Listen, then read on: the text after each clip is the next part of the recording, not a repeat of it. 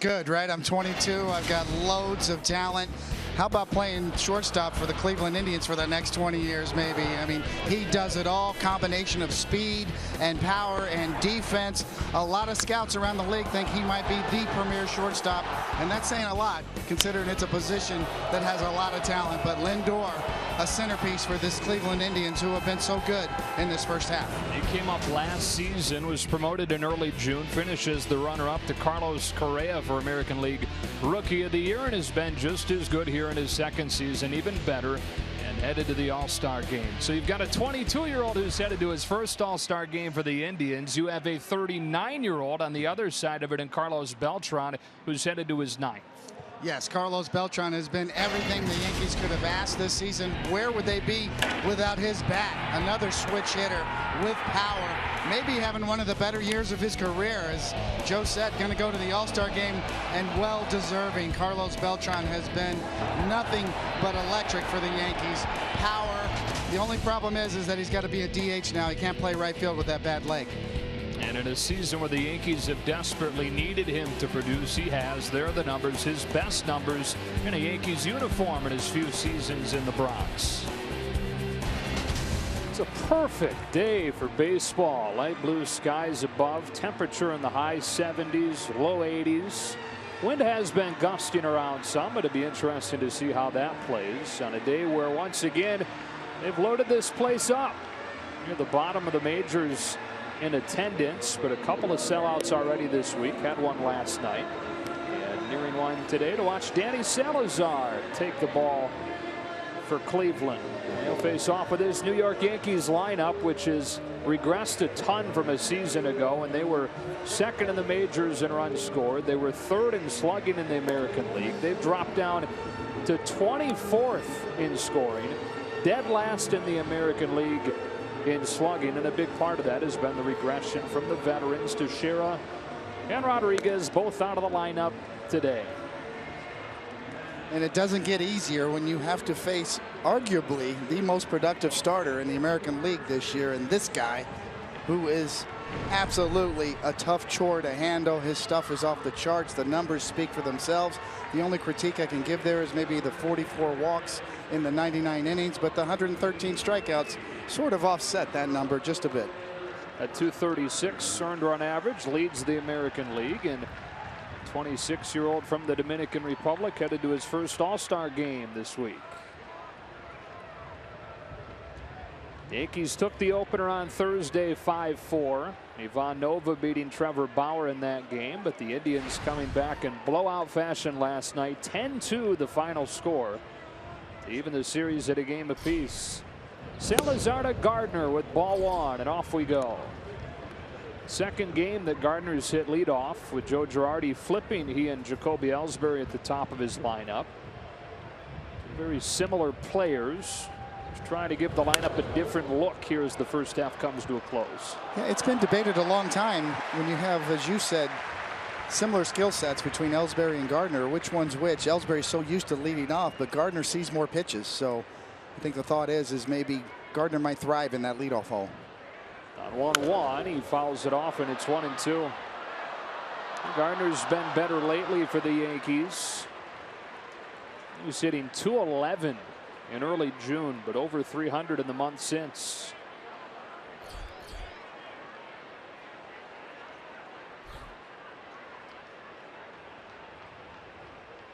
Salazar home with a 1-2.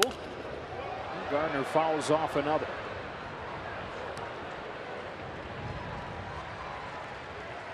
Salazar and this starting staff for the Indians helping Cleveland win 17 of its last 21 games. Best record in the majors since the beginning of June. Gone 26-10 since June started. It was after the first 2 months of the season where they were 26-24, part of what was a really tightly clustered Central. But in the last month, they've pulled away. They really have, and you know, they've kind of gone back to the book in terms of we can do it with a strong rotation. You know, it's in vogue to have dominant bullpens nowadays. And that was a big decision for them in the offseason. You and I talked to Tito Francona before the game, and the decision to hold on to all that pitching really is paying off right now. Plenty of calls to the Indians front office with that surplus of starting pitching. One of whom in Salazar induces a ground ball to Kipnis for the first out of the game. The Gardner's retired. And one away in the first. This Indians defense around Danny Salazar has been one of the best in baseball since Francisco Lindor, their shortstop, who we talked about off of the top, was promoted last June. That was after the first couple of months last year where they were one of the worst defensive teams in baseball. It's amazing the impact one guy can have at a key spot. Jacoby Ellsbury hammers the ball foul, strike one.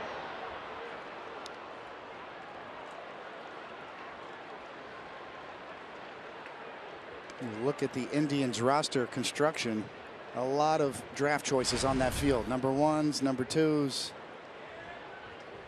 They've really done a great job in their farm system. Ellsbury, former Red Sox draft pick. In his third season with the Yankees.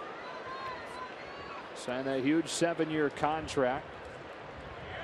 Only on the strength of one monster season when he was an all-star in 2011. MVP runner-up that year. Takes inside and it's 1-2.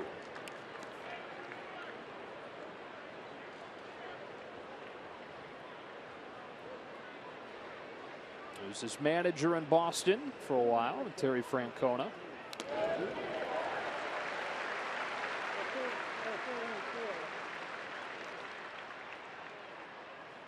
So when you think about Terry Francona, Joe, and you look at what he did in Boston, breaking through, the manager of the team that finally got a World Series championship, and now he's got a chance to do it again here in Cleveland.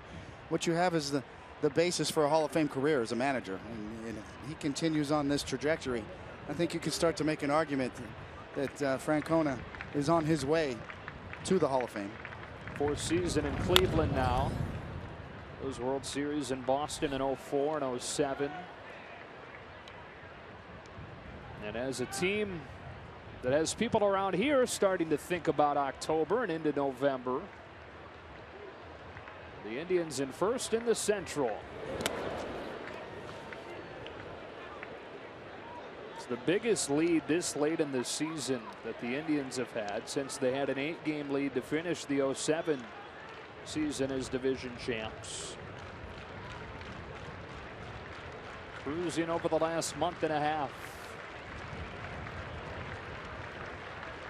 Salazar to Ellsbury with a 2-2 and a softly hit foul. So while the Indians, David, are out in front of the Central, the Yankees find themselves here 2 games below 500 and kind of caught in between with the deadline a few weeks away. A lot of decisions are going to go right down to the wire before the deadline for the Yankees. Ellsbury goes the other way with a base hit. Jacoby Ellsbury with a 1-out single. And up comes Carlos Beltran. It's the effect that you're seeing of the second wild card team across baseball. More teams tend to think they're in it for longer. And the Yankees, while they're 7.5 out in the division, 5.5 out of the second wild card. So enough hope where it's not a sure thing that they totally go all out sail right now. Yes, and you have to empathize with the Yankees. They're in a unique position in a big market with great tradition. It's very hard for them to make that decision to pull a plug. Beltran in the air to left, sending Ramirez back with plenty of room for out number 2.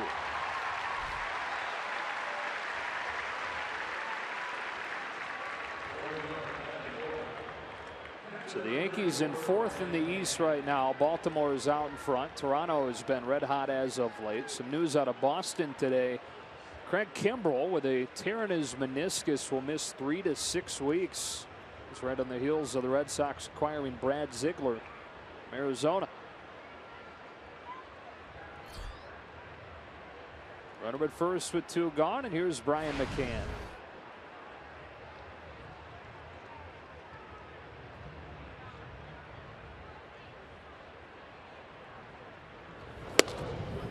Double and a home run last night. 14 long balls on the season. That leads all catchers in baseball. And after a slow start, has started to heat up here nearing the break.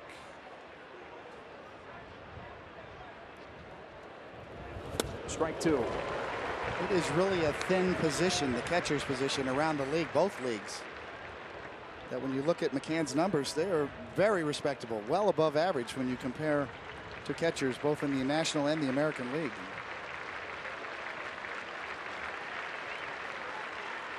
Salvador Perez will start the All-Star game for the American League at catcher.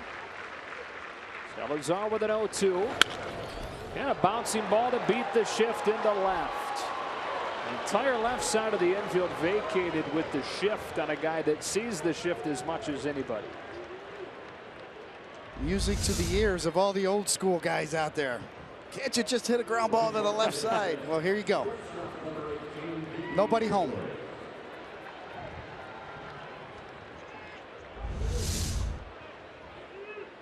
Couple of hits last night went to the opposite field as well for McCann. So he keeps the inning alive for Didi Gregorius. And in a season where not much has gone right for the Yankees, this has been a bright spot. The young shortstop has just gotten better and better. Becoming a fan favorite in New York. Just an infectious energy, a great smile, very durable, plays every day.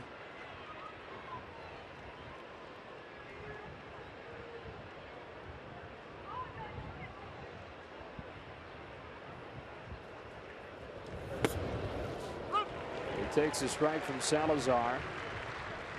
Numbers over his last few weeks, over the last few days, 7 for 11. And really hits the ball all over the place. Left field, center field, and has pull power as well.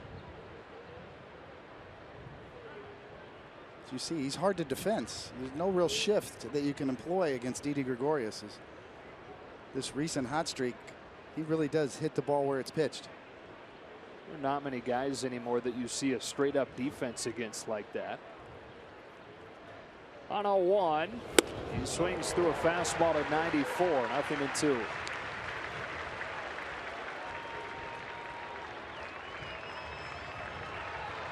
It's classic Salazar. He sits right there about 94, 95, well above average velocity wise, and now ahead in the count brings that devastating changeup into play. Top 5 in the American League with that fastball velocity. See what he goes to on 0-2. Back to it, missed away. Good sound on the pop of the mitt, and it tells you the life on that fastball.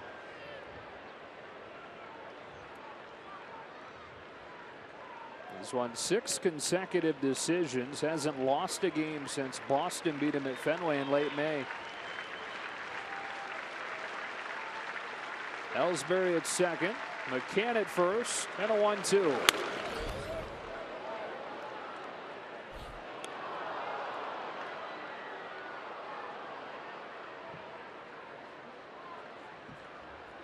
The thing about Didi Gregorius is he doesn't strike out a lot and he doesn't walk a lot. He's kind of hard to do both.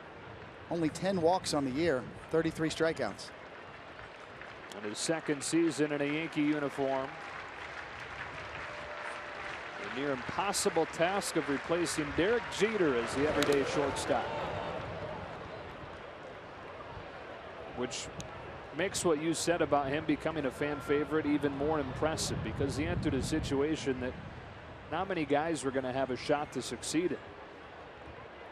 Big challenge. I mean, I saw Tino Martinez do it with Don Mattingly back in the 90s and do it very well, but there's always going to be a bump in the road at the beginning, and there was for Gregorius, but no more. He is well established at this point. First full-time shortstop for the Yankees since 1995, not named Derek Jeter. 2 on, 2 out in the first, and Gregorius swings over a breaking ball for strike 3. Yankees with a couple of base runners, but Salazar pitches around it. The Indians come up for the first time after this.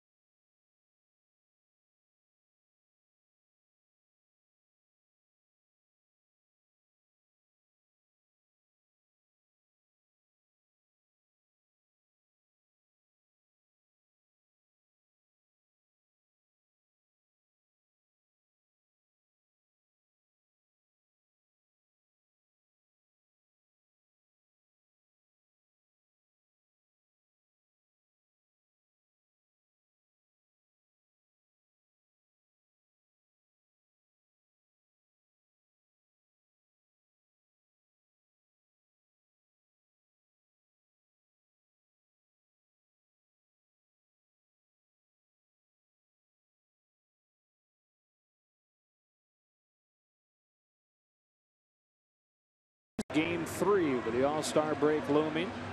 Yankees strand a pair in the first.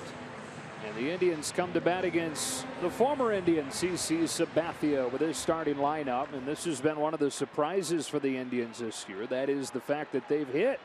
Everybody knew that they'd pitch. Everybody thought they'd play defense. But top 5 in the American League in runs per game as Rajai Davis looks at strike one.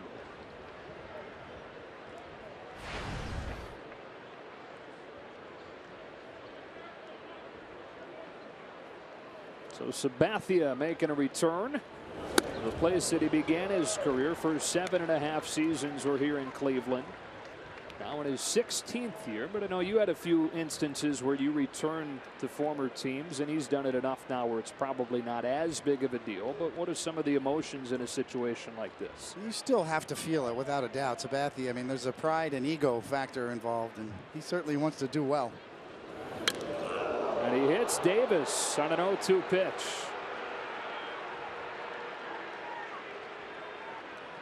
Or did it get the bat? Is Davis not headed anywhere yet? Judging from the sound, that was all him. Yeah, I got the elbow guard. That's what made that clanking sound rather than the bat. Leather meets plastic. Yeah. Still hurts even with the guard.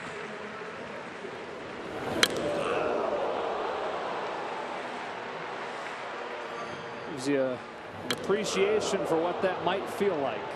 Watching it from that angle behind the dish. Davis on base to begin things for Cleveland against Sabathia. And a scoreless game here in the first inning. Davis always a threat to take off. Second in the American League in steals. Kipnis lays down a bunch. Chase Headley will throw him out. Davis moves into scoring position.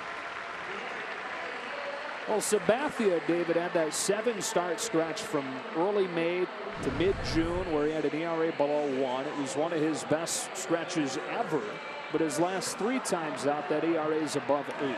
Yeah, he's kind of regressed to the mean, I guess, as you say. He was so good for so long, but this is a completely reinvented CC Sabathia at this point. You know, no longer the high 97-mile-an-hour fastball is part of his repertoire. He has definitely bought into this cutter philosophy, greatly influenced by Andy Pettitte, who had one of the great cutters of all time. Obviously, the Yankee and Houston Astros pitcher has worked with CC Sabathia, and CC's really taken it to heart. Here's the All-Star Lindor. Looks at a backdoor breaker for strike one. 22 years old, and like we talked about off at the top, headed to his first All-Star game.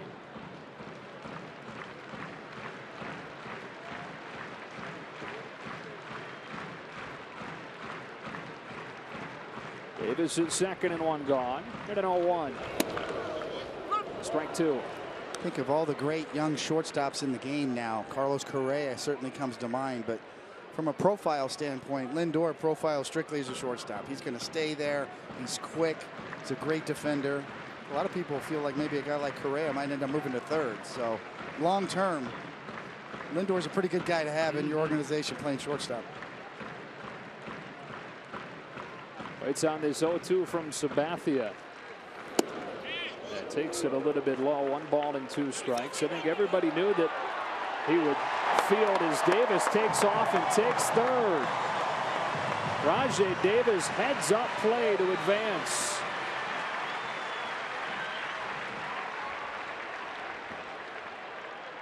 Caught everybody by surprise, yeah, including us up here.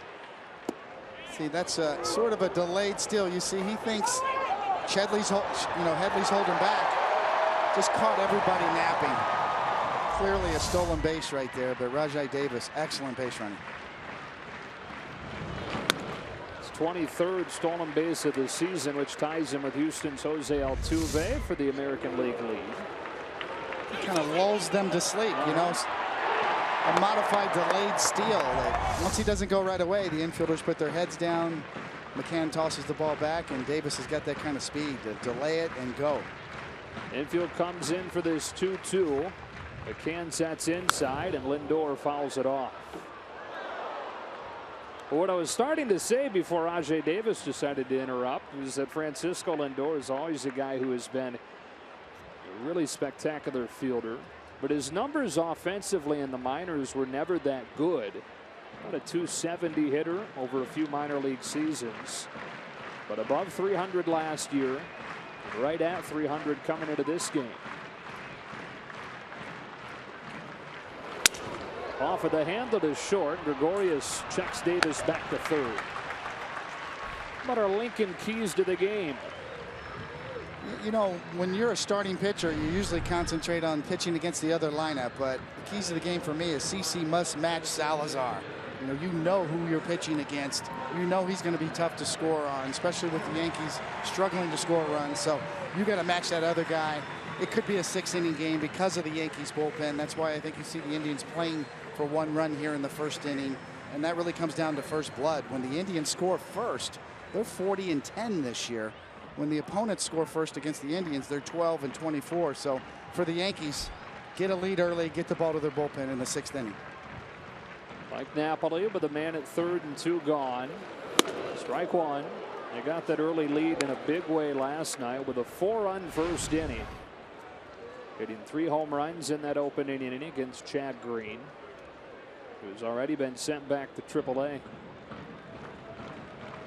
4 in the first, 2 in the third, 2 in the 5th, and a 10-2 Indians win.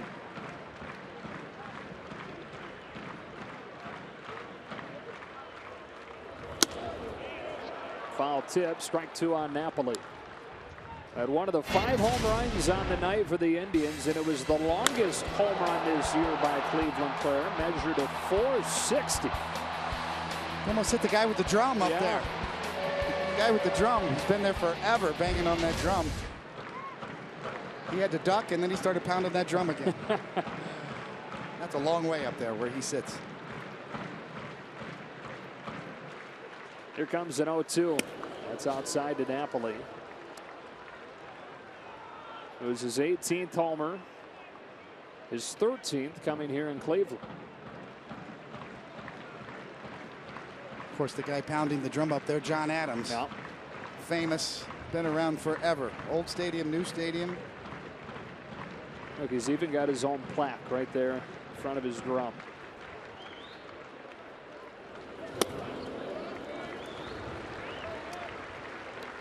I don't know if he's ever gotten a home run up there before. I got to believe that was the first time. You know, Mark McGuire once hit one here off Oral Hershiser that was up around that territory.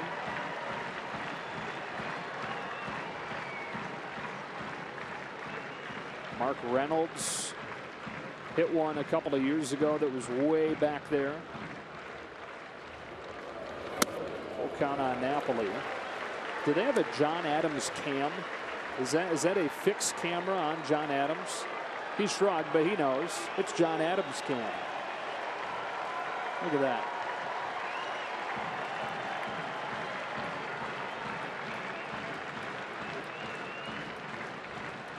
Davis at 3rd with 2 gone, and a 3-2 to Mike Napoli. Just misses downstairs, and Sabathia issues the 2-out walk.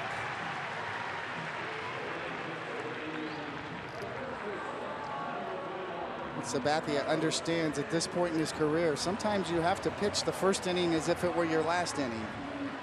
Understanding that if you allow the Cleveland Indians to get a lead here early, then you neutralize the Yankees bullpen. And the Yankees bullpen, all 3 of them are ready to go today, well rested. So as we said in our keys to the game, it's so important to allow your team to score first in this game. Spatansis and Miller and Chapman at the back end. They got the final 11 outs of Thursday's game. Carlos Santana takes ball 1. How about the season Santana's having? Hit his 20th home run last night to extend his hitting streak to 9 games. He was the first Indian with 20 home runs prior to the break since Grady Sizemore did it 8 years ago. 1-1. Santana's always had a great eye. He's got 50 walks on the year and only 51 strikeouts. So that's a rare thing when you see those two numbers close together in the modern day game. You see a lot of high strikeout guys, but very few around the league that have more walks than strikeouts. And can add that to 20 home run power in the first half. A 3 true outcome guy, right? Home run, strikeout, or a walk. Runners at the corners and 2 gone, and a 1-1 pitch. Well, he's hitting 5th today, but he's hit leadoff for a good chunk of the season. First time in his career that he's done that. As far as the eye test goes, not a leadoff guy, but the numbers you're talking about with the ability to walk. He's done more than anybody in the American League since he became an everyday player. Has him a nice fit at the top of Terry Francoro's lineup.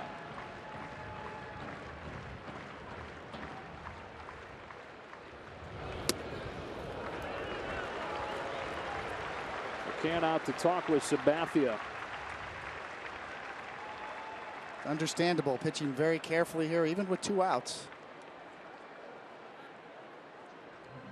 You still, even though very unconventional, second base is open, so I wouldn't be surprised to see Sabathia not give in here. Even if you lose him, you got a fresh count with the on deck circle guy, even with the bases loaded in the first inning. And Santana's very dangerous to be able to give in right here. On 3-1. Painted over the outside corner. 3-2. Good change up there from Sabathia to get to 2 strikes.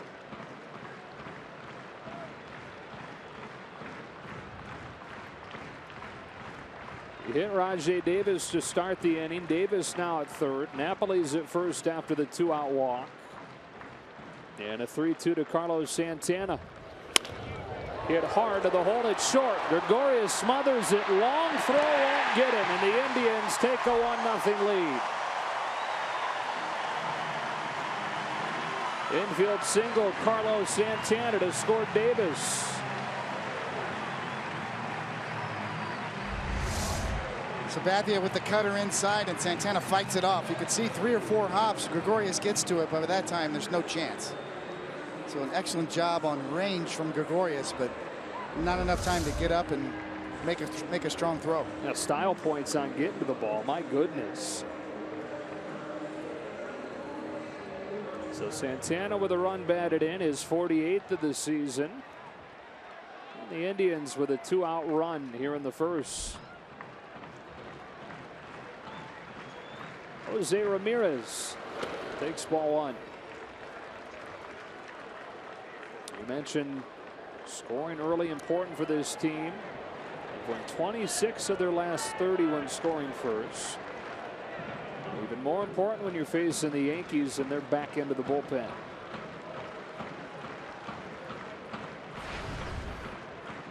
Career year for Ramirez.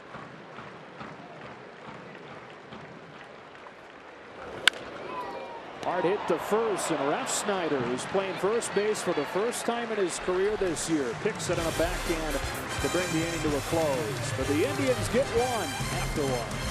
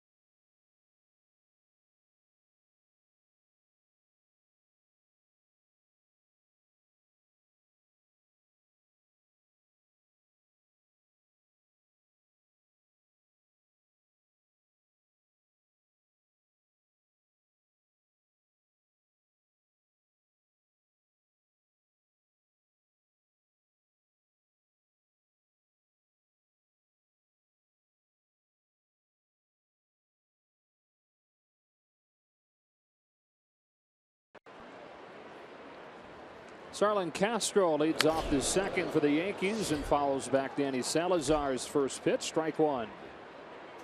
Joe Davis and David Cone back here in Cleveland.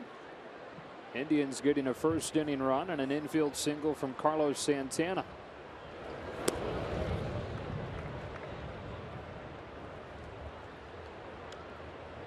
Castro in his first season with the Yankees. Former Cub, came over in exchange for Adam Warren during the offseason. Back up the middle into center for a base hit.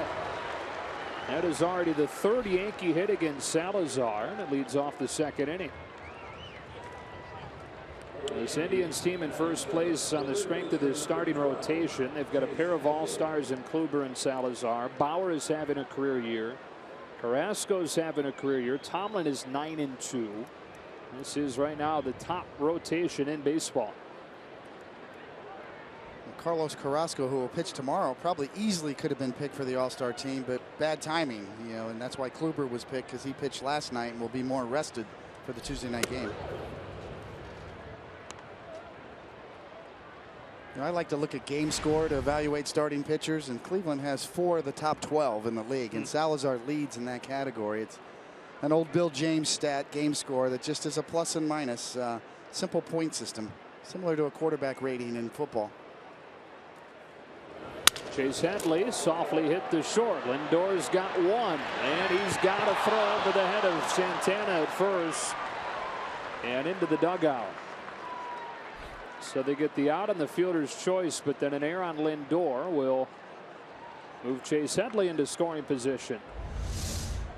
Well, really an unforced error. As you see, Castro gets down early, doesn't even get to the bag, so that's all on Lindor. The days of the takeout slides are over. You saw Castro bail almost, just got down well before the bag, never even reached the bag, so Lindor just kind of launched it.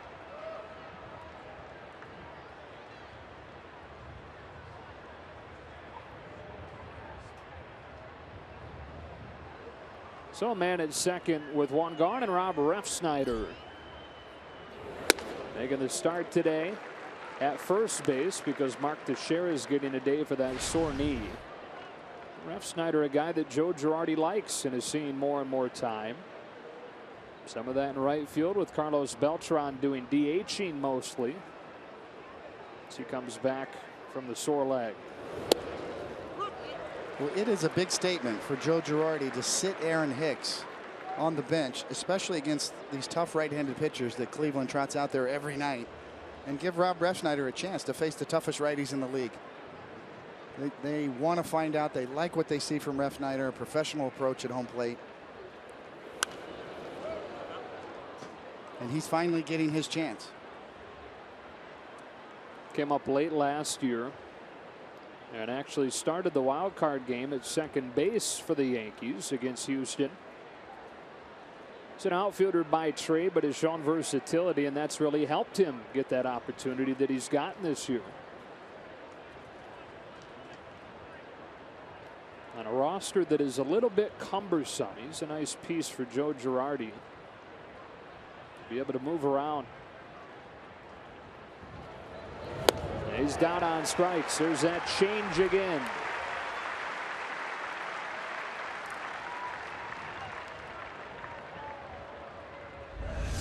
Well, it's his best finish pitch, and you can see a little corkscrew spin on that modified circle changeup that he throws, and it goes straight down.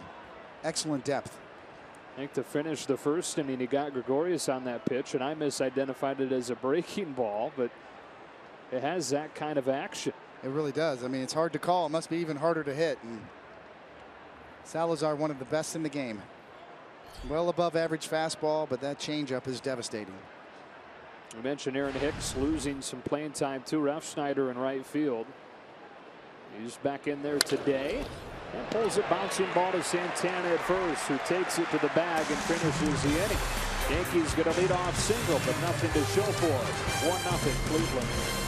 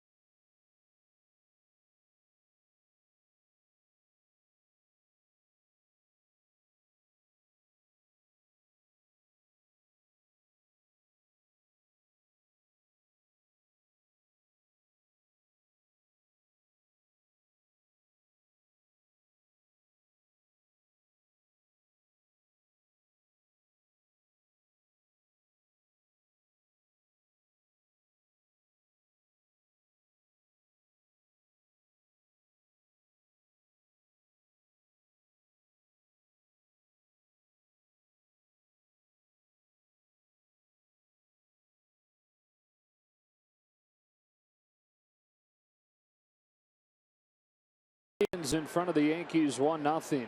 A couple of veterans, couple of 16-year veterans going at it here to begin the second as Sabathia misses with ball 1 to Juan Uribe. Signed by the Indians this offseason. His 7th team in his 16 major league years.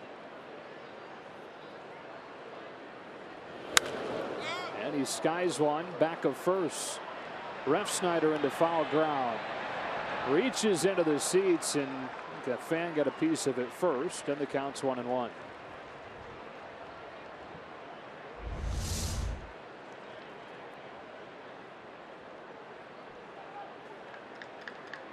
Not quite enough for Refsnyder to get there. Decent effort though for a guy, as you said, Joe, doesn't really have a lot of experience at first. It's his 15th start there this year, but this is his first year of his entire career playing there. Outfielder by trade. Started playing some second base as a pro, and that was the spot that he broke in with the Yankees at last year. But in a season where Mark Teixeira's continued to battle injuries at first, Refsnyder's been an important piece there.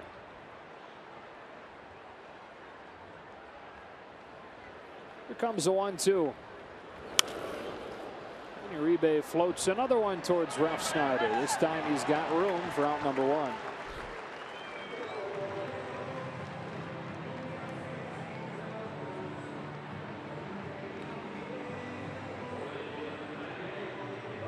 Sabathia gave up that one in the first. Gets the first out of the second. Now faces Abraham Almonte. 1 for 10 since getting activated on Sunday from the season opening 80-game suspension. Testing positive for the performance-enhancing drug. Terry Francona finding his spot for him in the lineup today.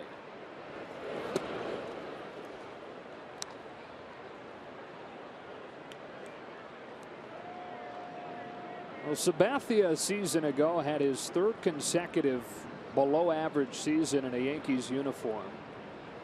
And it has been, despite the last few starts, quite a turnaround last year to this year.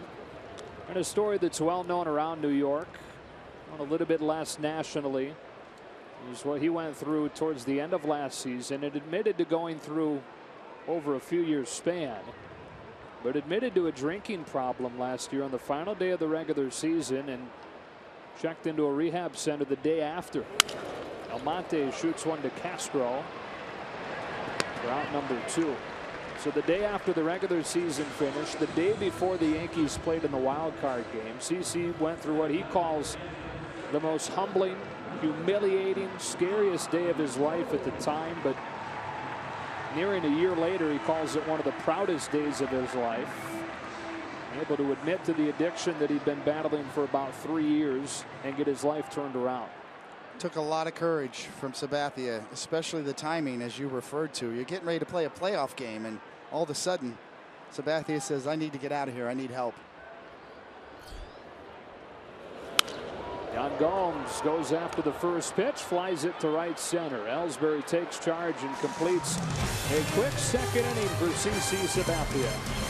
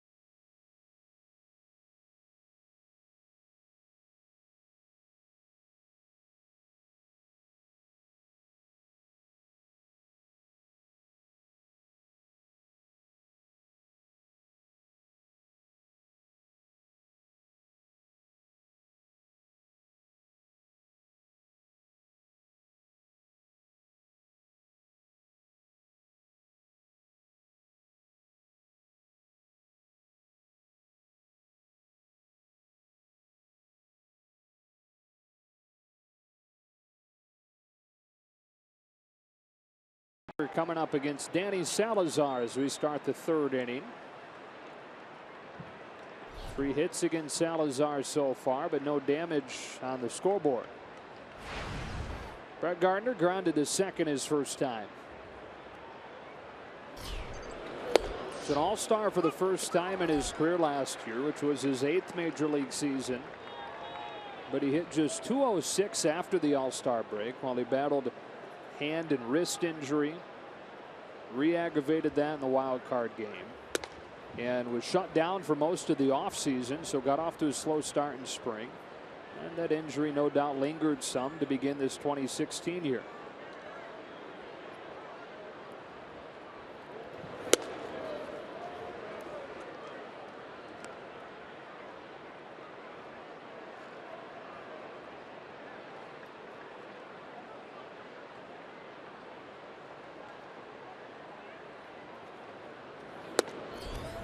Salazar's fallen behind him 3-1. I think the offseason plan for the Yankees and general manager Brian Cashman was to bring in Aaron Hicks and kind of mix and match and give Gardner and Ellsbury days off. Gardner goes the other way with a base hit that's knifed inside the line. It takes a weird bounce off of that sidewall. And so Jose Ramirez had to run forever on a leadoff double from Gardner. It's a good approach against Salazar. Shorten up, go the other way, slicing line drive. Kind of ricochets off of the fence and comes back towards the infield, as Joe said. And that's an easy stand-up double for Gardner here, leading off the third. He's been much better over the last month or so. That average above 300 since early June. The Yankees with a base hit in each of the first 3 innings against Salazar, trying to cash in now.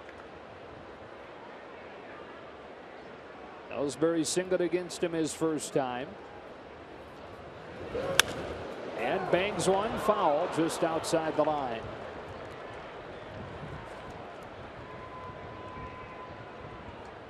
Seeing some hard hit balls already against Salazar. And while David, he's been dominant this season with your basic numbers, when you look at exit velocity against, Danny Salazar has the highest exit velocity against, meaning the hardest average hit ball against him of any starter in baseball this year. Yes, when they do put it in play, right? Yeah. And a lot of it is that four-seam fastball we've seen this inning. It's got a good fastball velocity-wise, but kind of challenges a lot of hitters. So I would imagine, at least just on my educated guess, that a lot of those hard hit balls are all fastballs. On the ground is second. Jason Kipnis throws out Ellsbury. And again, it's important to remember that, you know, with the exit velocity, just because it's hit hard doesn't mean it's hit far. It can be a 100-mile-per-hour ball off of the bat and headed straight into the ground, and he's got himself a ground out. Absolutely. I mean, generally speaking, pitchers try to keep the ball off the fat part of the bat. You're trying to induce softer contact, and hitters, conversely, are doing just the opposite. They're trying to barrel it up and make hard contact. So there is a story there. I think Salazar has been able to almost completely offset that with his ability to strike hitters out. And when he gets ahead, he can go to his changeup. Carlos Beltran fouls off the first one. It's at 95, and it's strike one. Salazar's not a nibbler. He challenges a lot of guys with his fastball. He's not shooting for the corners. He works more up and down. He'll go up the ladder with his fastball. So it's straight and it's hard. And so when you make contact, it's going to get hit hard. Beltran digs one out for an RBI single. In to score from third is Gardner, and the Yankees have tied the game at 1 on a base hit from Carlos Beltran.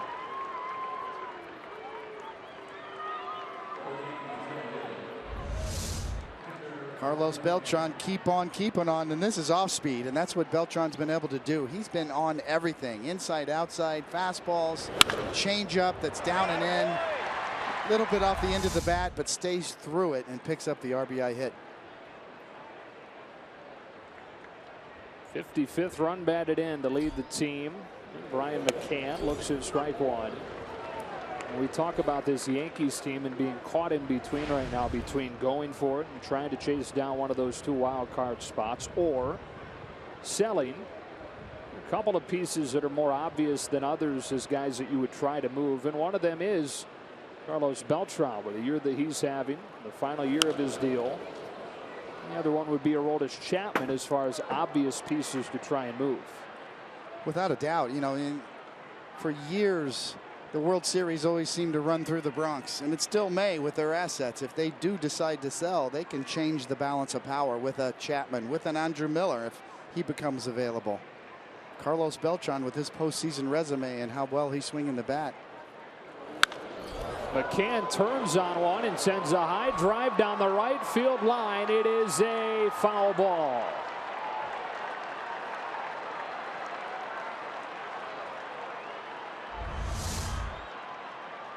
Well, I missed it by that much. It's probably a ball. It's above the belt and maybe on the inside corner, and not quite Carlton Fisk like right there, but a little body language.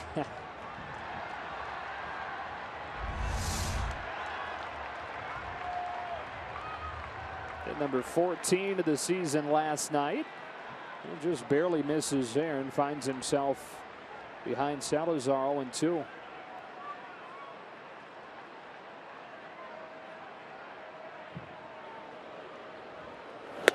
And he's behind this one for strike 3.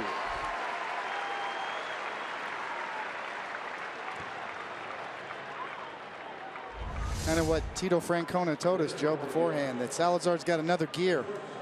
96 miles an hour up the ladder there. He's got the ability to add when he gets in trouble or when he feels like he needs it. And that's what you call adding a little bit right there. Cruel game, baseball. McCann misses a home run by several feet down the line. He goes down swinging. And Didi Gregorius to bat with 2 away. Fouled that one off himself.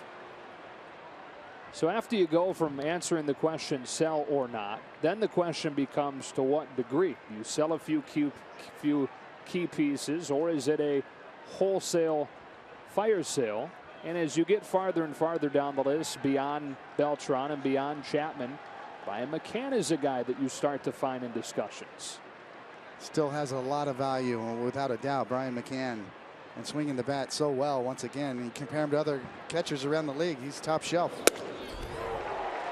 And you had mentioned Miller. He's another name that's kind of in that next category if the Yankees really decide to try and flip things. You know, you bring up a great point, Joe. There's different degrees of selling and buying, a little bit of both. Full bore, unplug it and blow it up. But the Yankees have tremendously valuable pieces, and if they do get into sell mode, it will affect the balance of power, especially if Andrew Miller and Chapman come into play. Gregorius turns on one to deep right field, and Didi Gregorius puts the Yankees in front. 11th home run of the season, and it's 3-1 New York.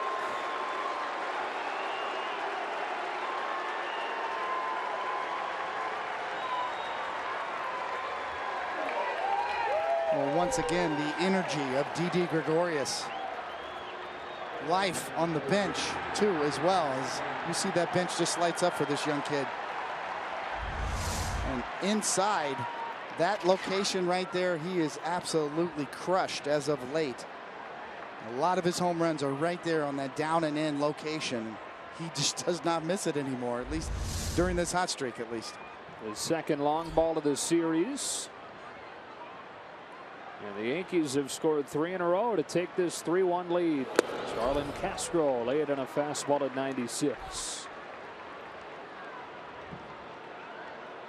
There's your exit velocity, Joe, right there. I mean, that made a loud sound up of Didi Gregorius' bat. Up one notch to 97 on that fastball, taken high and away. Castro singled through the middle his first time.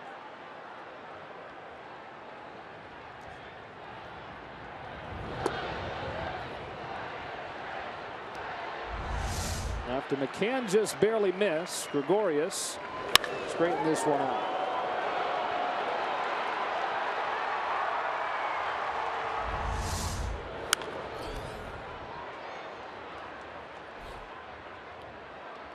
Trying to put myself in Salazar's shoes when I look up and down at that Yankee lineup. That's the guy I don't want to let beat me. You know he's hot coming in here. And certainly Salazar wasn't trying to throw that pitch there, but he's the one guy in that lineup you want to be careful with right now.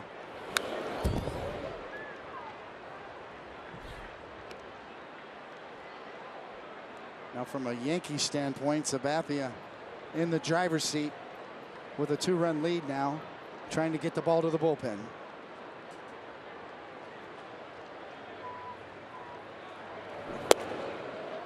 And it is worth noting that Didi Gregorius is batting out of the 5 spot today. Yankees fans been calling for him to move up from the bottom part of the order where Joe Girardi had kept him, and claimed that he was comfortable there, which I'm sure he has been. But he's forced his hand. Uribe, a long throw to get Castro. It's the second time Gregorius has hit out of the 5 spot this year, and you get the feeling that he's up there to stay this time. Home run number 11 of the season, and the Yankees lead.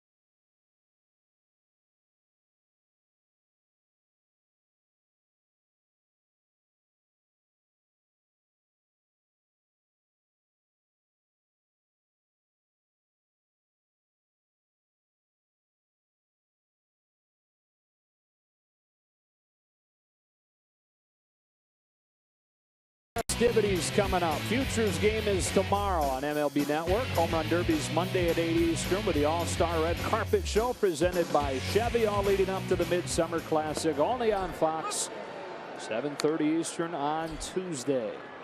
And both of these teams will have a few representatives.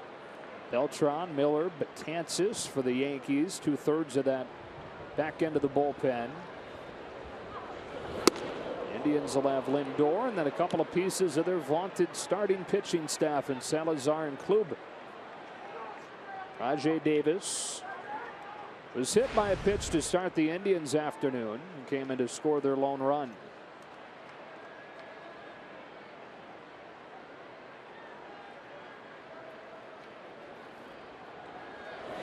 One and two.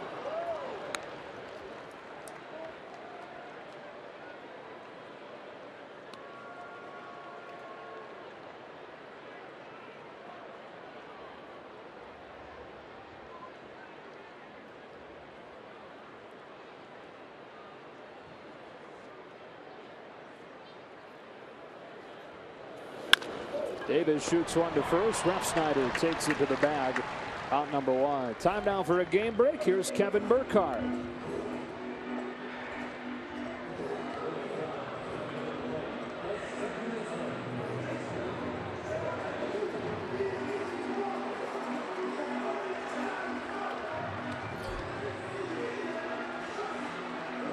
All right, Kevin and David, Baltimore had won 7 in a row, jumped out to a 5.5 game lead in the division, but they've lost 6 of 8.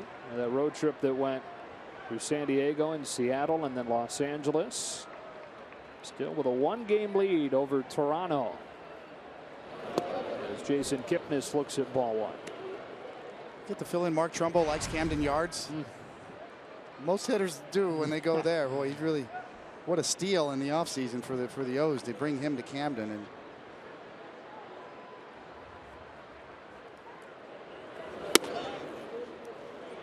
makes the Yankees' decision-making process, as we were talking about last inning with regards to the trade deadline, that much more difficult, because the American League East, while highly competitive, each team has its own flaws. Baltimore in pitching, Boston in pitching. We've seen the injury to Kimbrough in Boston. The American League East is there for the taking, and Toronto seems to be really asserting itself at this point, and they may have the most balance of any team in the division. Their starting pitching has been well above average this year, surprisingly so. Although Marco Estrada going on the disabled list, that potentially is a big blow for Toronto. And of course, Aaron Sanchez has been great, but he's probably on an innings limit to protect his really powerful young right arm. So it's going to be interesting to see exactly the dynamic in the American League East with regard to maneuvers down the run here, the stretch run over the next 3 weeks. Jays had a 7-game winning streak snapped earlier this afternoon against Detroit. As Kipnis takes one in the dirt, count goes full.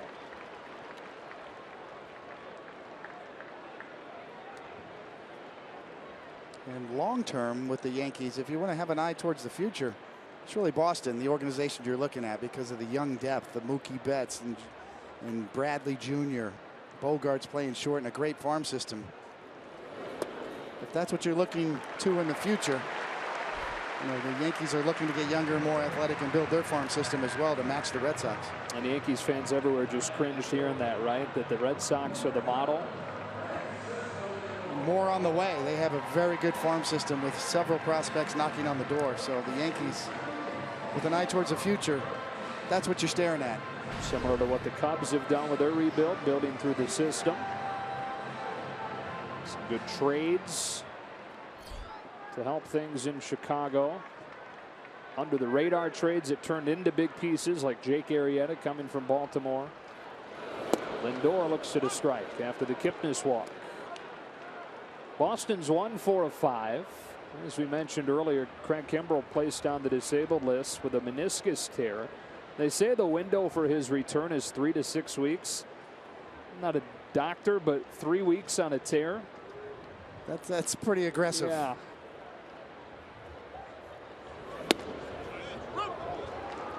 Dave Dombrowski, the general manager, didn't waste any time either addressing that need and attaining Brad Ziegler from Arizona, who's sidewinding righty, ground ball experts, got closing experience, and probably a good match for Fenway Park.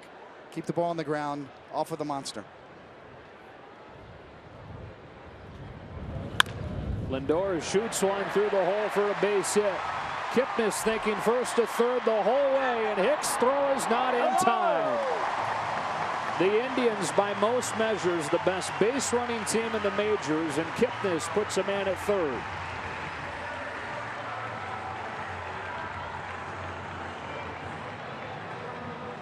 Well, this is a good matchup. Aaron Hicks has got one of the best arms in the major leagues.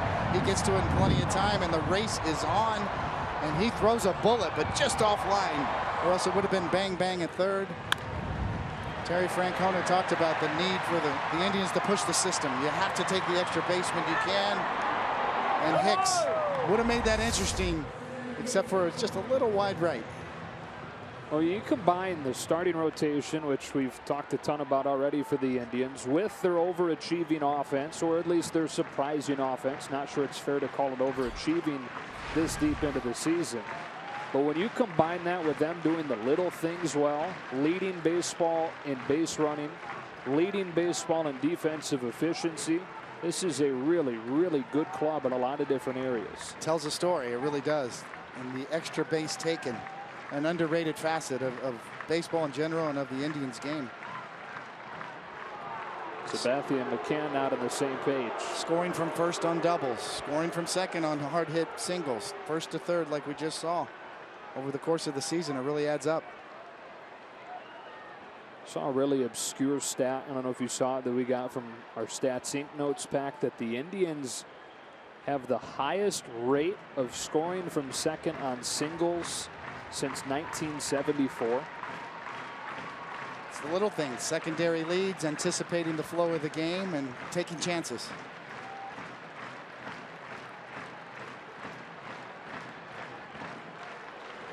Had to take some digging to find that one, though. Our Stats Inc. folks, huh?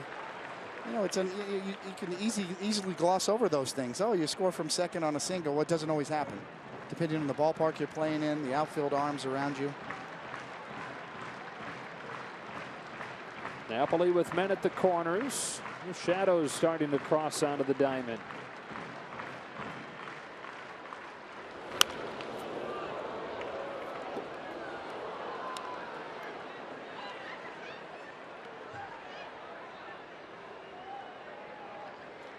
Talk the way that the Red Sox and the Cubs have built through the system with their rebuilds. The Indians, you mentioned, have some nice draft picks as well, but they also had a couple of really nice veteran signings in the offseason, like Rajay Davis and like this guy Mike Napoli, who's leading the team with 61 runs driven in. Make it 62. Kipnis in from third. Up to second goes Lindor on an RBI single from Mike Napoli.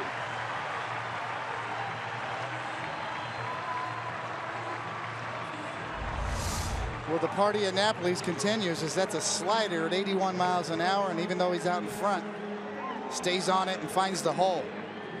And the Indians trying to answer the Yankees back. Terry Francona said that he talked the front office into signing Mike Napoli, largely based off a recommendation from Dustin Pedroia, who was Napoli's teammate in Boston and who played for Francona in Boston.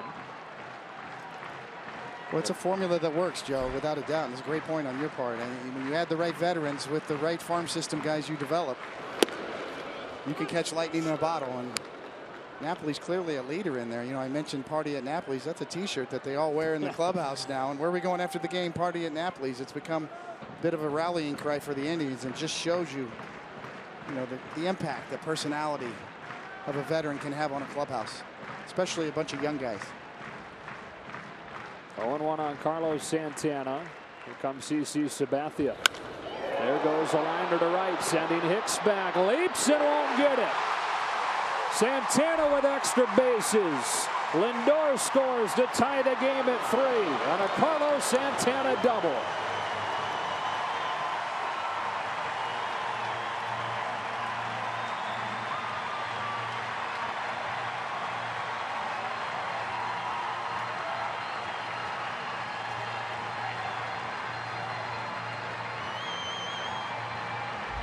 First things first, the ball's hit hard.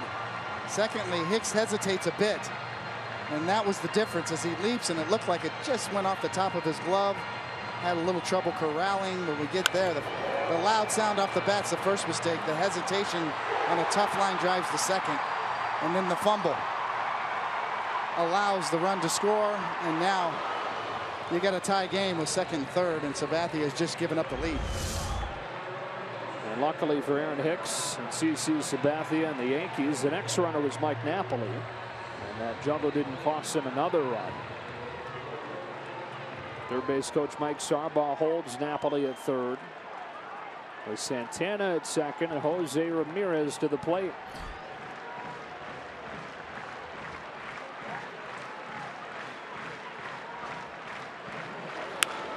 Little jam shot base hit puts Cleveland back in front. Late stop sign from Sarbaugh. Back to third goes Santana. Ramirez an RBI single. 4-3 Cleveland.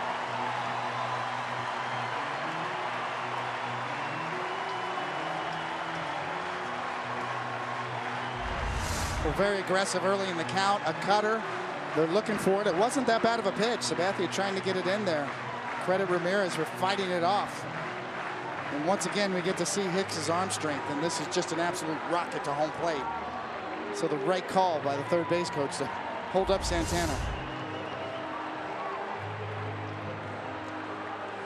So that's 5 consecutive base runners against Sabathia after he got Rajai Davis to ground out to start the inning.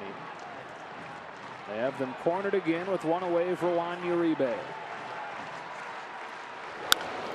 Bounce to third. Backhand Headley. He comes home and they will get Santana. Chase Headley with a nice play defensively to cut down a runner at home for out number 2.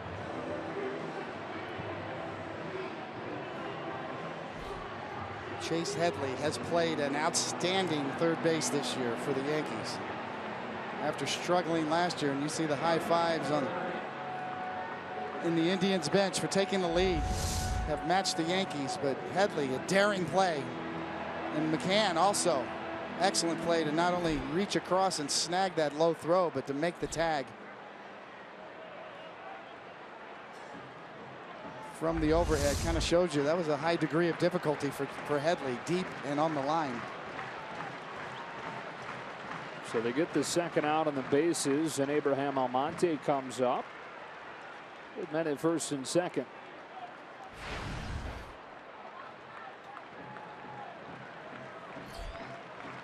Indians have answered the Yankees 3 spot with a 3 spot of their own here in the third.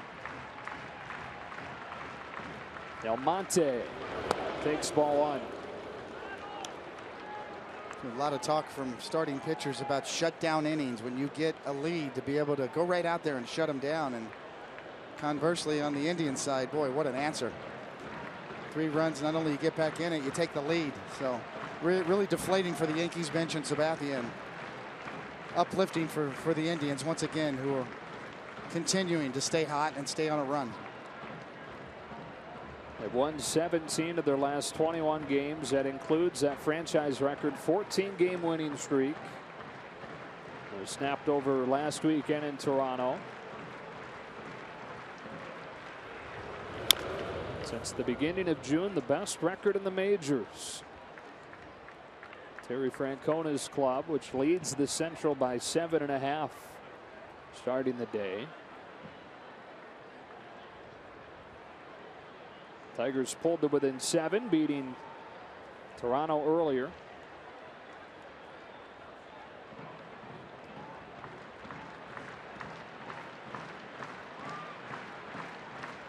Two on, 2 out in the third, and a 1-1 pitch to Almonte. Grounded to third on an in-between bounce. It's Headley to retire the side. After the Yankees get 3 in the top half, the Indians get 3 in the bottom half.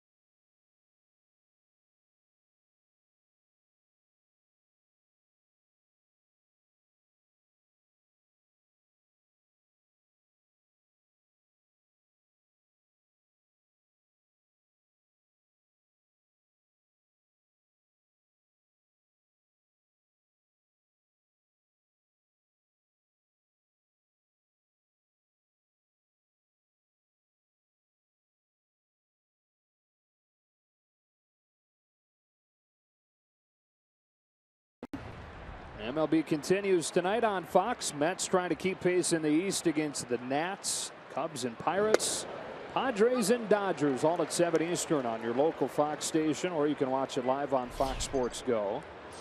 Danny Salazar back to work against Chase Headley.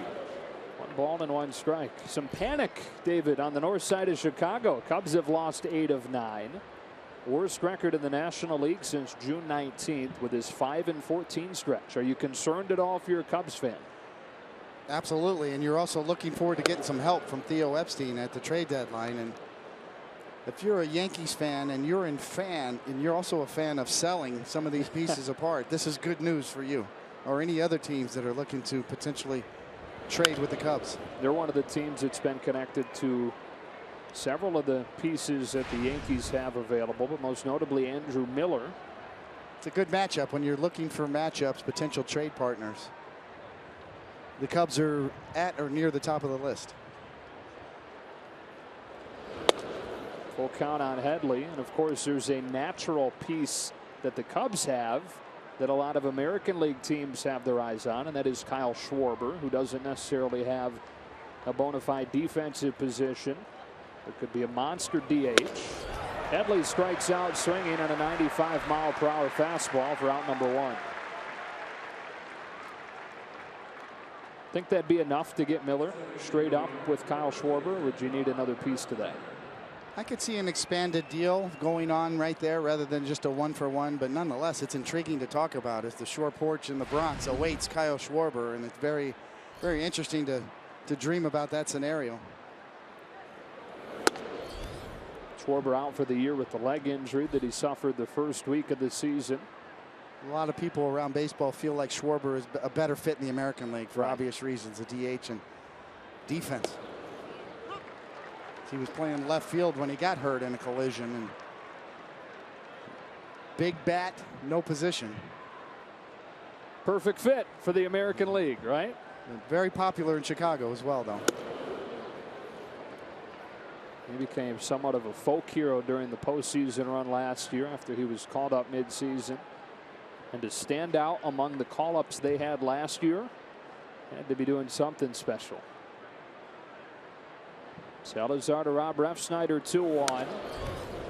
And it's 2-2. You know, we've kind of danced around the topic of sellers or buyers, you know, throughout this broadcast. But from the Yankee standpoint, if you are going to be a seller, you've got to get that kind of guy in the return.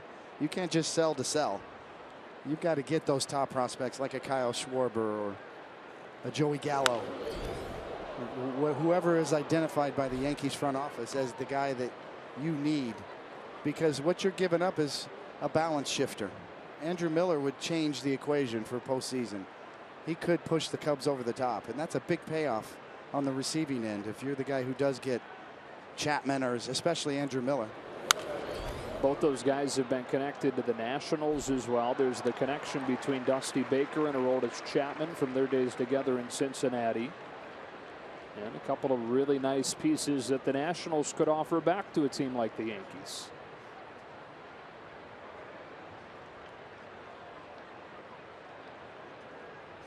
Salazar getting his signs from Yan Gomes, and home with a 2-2. Back-to-back Ks to start the 4th. 97 that time. And you're talking about the back end of this Yankees bullpen and whether or not guys like Miller and Chapman will be on the move. When they get in games where they use all 3 of those guys, they are 15-1 this year. And if that seems like a small number of games where they use them, got to remember Chapman missed the first month because of the suspension.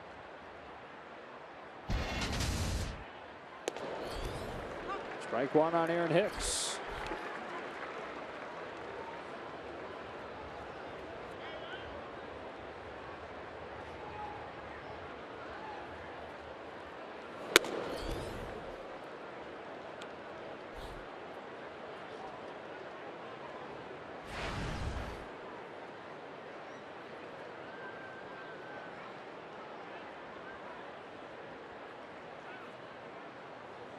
You know, when you think about how this game has gone down, Salazar has got new life here, and he's showing it. He's coming out throwing harder than ever. He seemed a little angry that he gave up the home run last inning to Gregorius. This is how you go about a shutdown inning, as he is dialing it up a notch.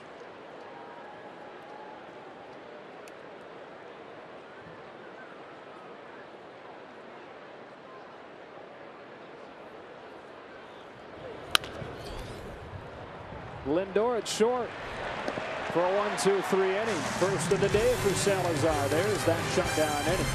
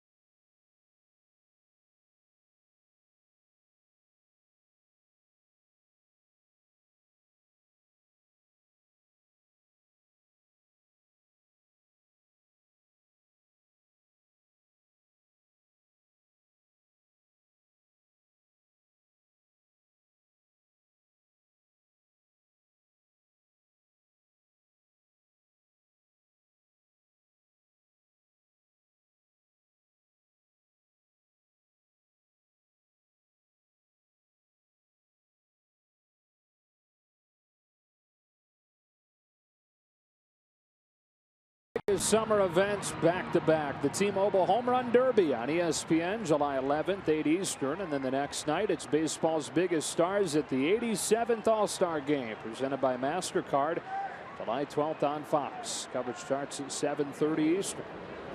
CC Sabathia delivers the first pitch at the bottom of the fourth for a strike to Yan Gomes. Indians bringing 9-1-2 to the plate here in the fourth, after the 3-run third to retake the lead.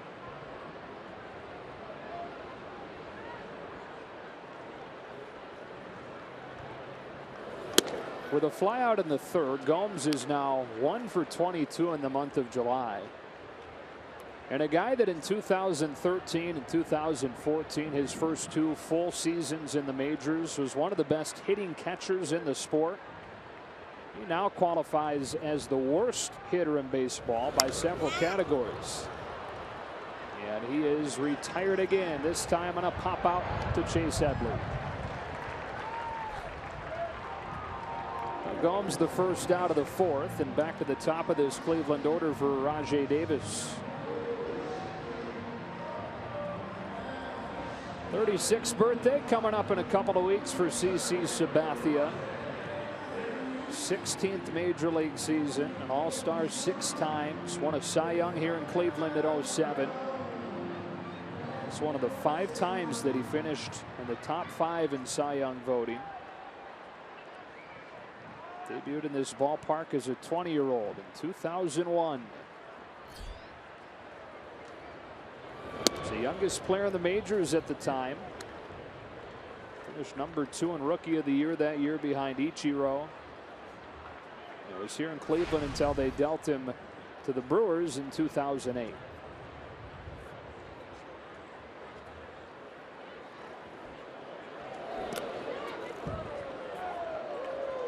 Well, the fact, Joe, that Sabathia started his career at 20 years old really makes a big difference.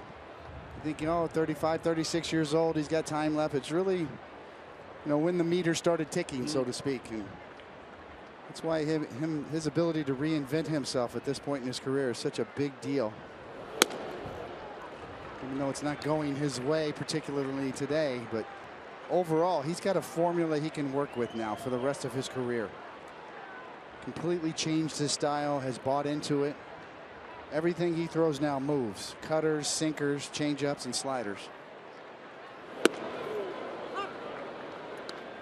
Which is much different than that guy who was flaming 97 in the early part of his career. Didn't really have to think a whole lot back then. You could just add. You can go up the ladder with well above average velocity and a really good slider.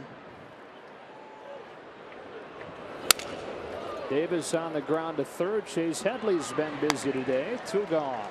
Time for a game break. Here's Kevin Burkhardt.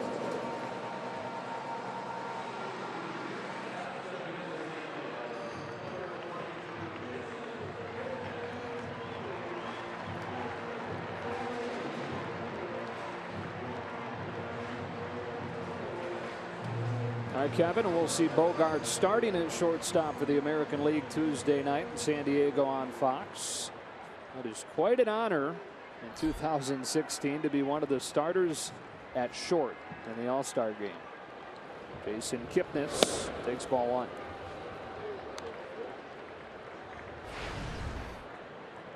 Of course, you were around back in the previous golden age of shortstops when Jeter and Nomar and A-Rod all broke into the league around the same time. Kipnis goes the other way. Gardner is there, and that's the inning. So a quick inning, and I want to give you thoughts on comparing these two groups of shortstops when we come back.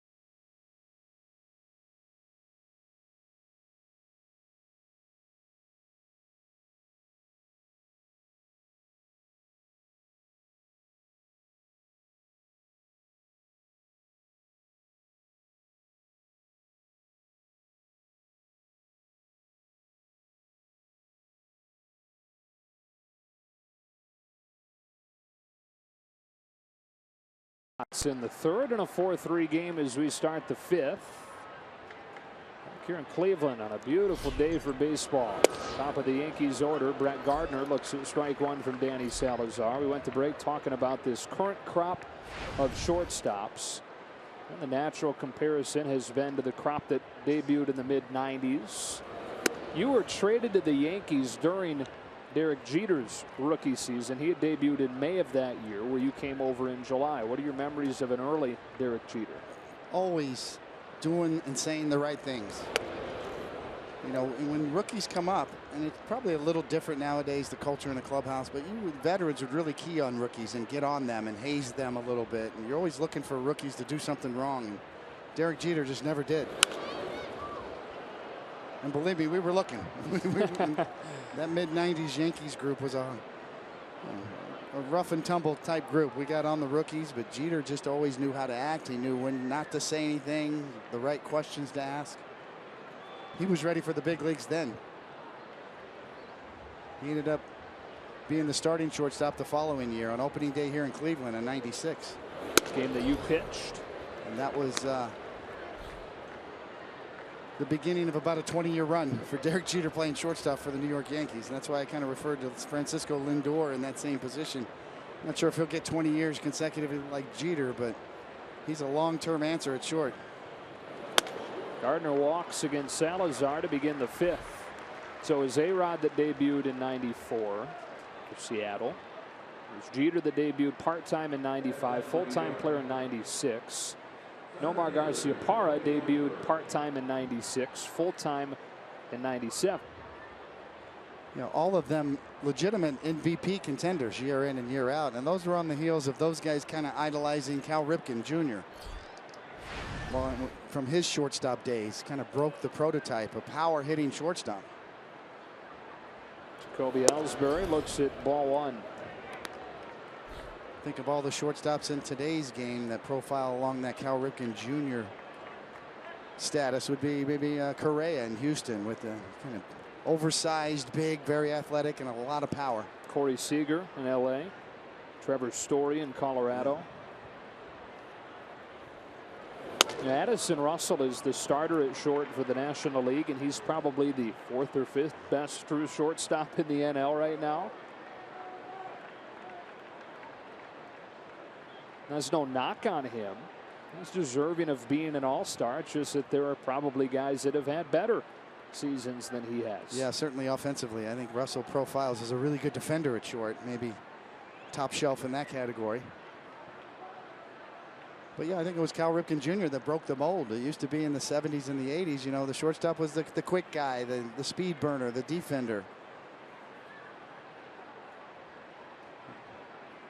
Alex Rodriguez, Nomar Garciaparra, Derek Jeter continued breaking that mode.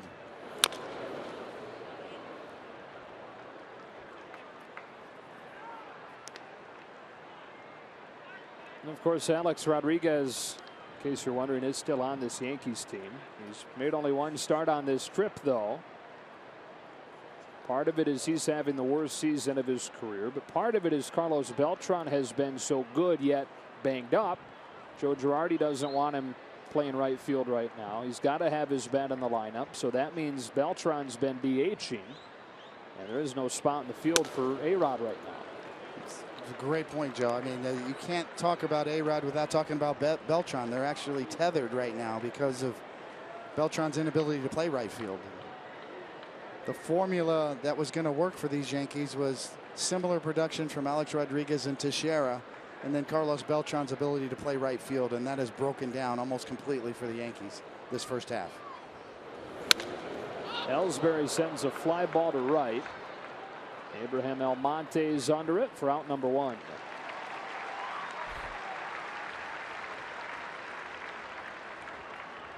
Yeah, the Yankees went from last year being one of the best offensive teams in baseball behind Teixeira, behind A-Rod, to one of the worst. Again, behind Teixeira, behind A-Rod, reverting to their career worst seasons. Pitching coach Mickey Callaway coming out to have a word with Salazar as Beltran gets ready to hit. There's Teixeira. Just getting a day today with that knee still tender. It's the first 3 weeks of June, and has said that he'll need days here and there periodically throughout this season to keep it as fresh as can be. You know, you made the point, Joe, last year, the almost career production out of those guys. A-Rod, what a comeback last year, power-wise. Teixeira was on an MVP pace before he fouled the ball off his leg and broke his leg. And the complete fall off this year. Somewhere in the middle probably makes more sense, and it would be a completely different picture for the Yankees. Teixeira, over the last 4+ seasons now, has missed more than 300 games. The most notable of those injuries was the wrist that he hurt in the World Baseball Classic. And then you mentioned the leg injury to finish last year.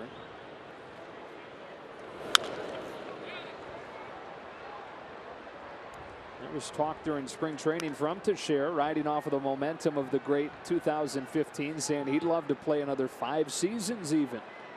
with this being the final year of his 8-year contract with the Yankees. But as those injury problems have popped back up, he's even admitted that he's not looking any farther into the future than just day to day at this point.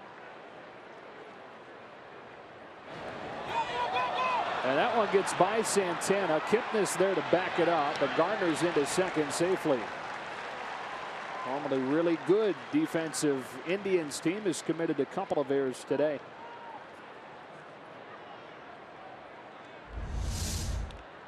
Well, a gift for the Yankees and Brett Gardner.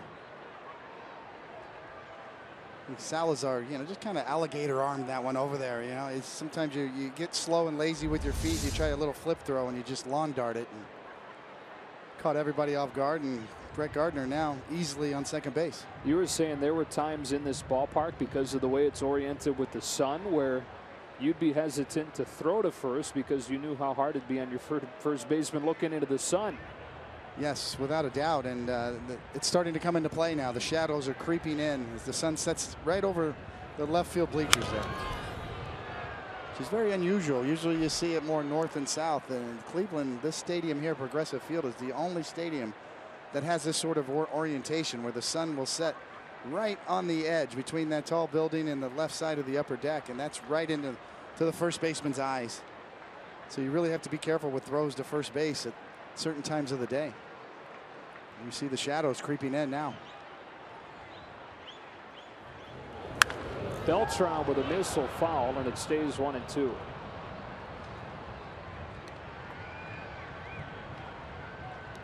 His 9th All-Star game on Tuesday. His first in a Yankees uniform. 39 years old.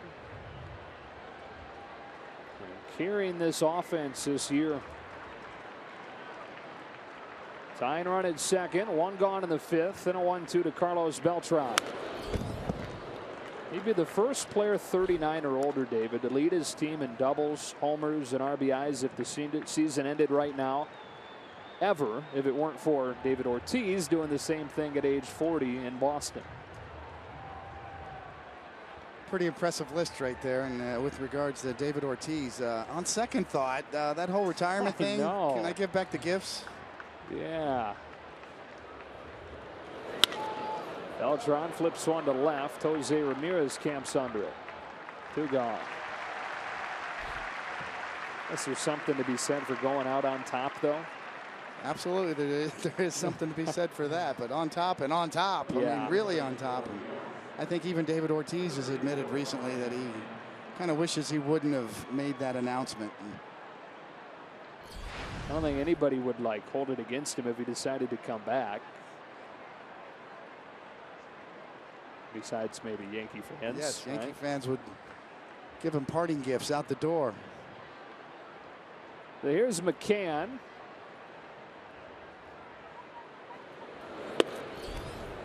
Again into the strike. Yankees trying to take advantage of the leadoff walk. Brett Gardner advanced to second on the pickoff throw from Salazar that got by Santana.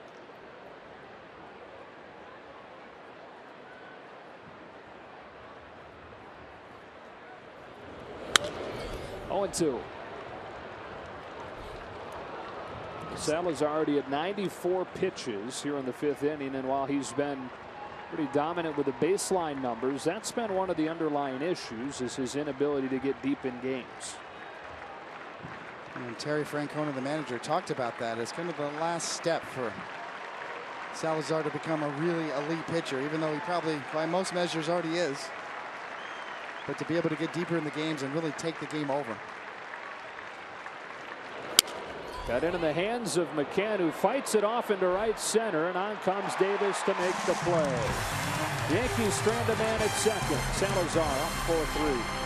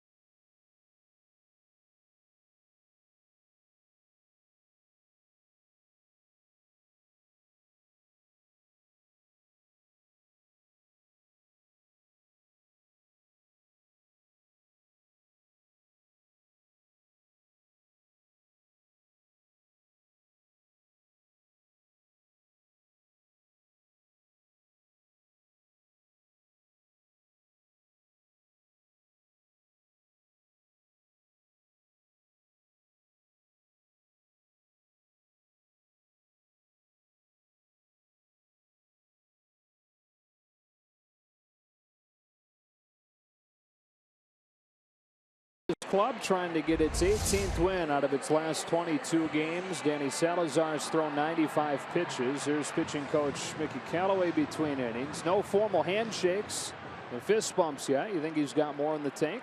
Looks like he still has his game face on there, and the pitching coach got away from him pretty quickly. Lindor pulls one inside the bag to start the inning against Sabathia. And he's got a double. His second hit of the day.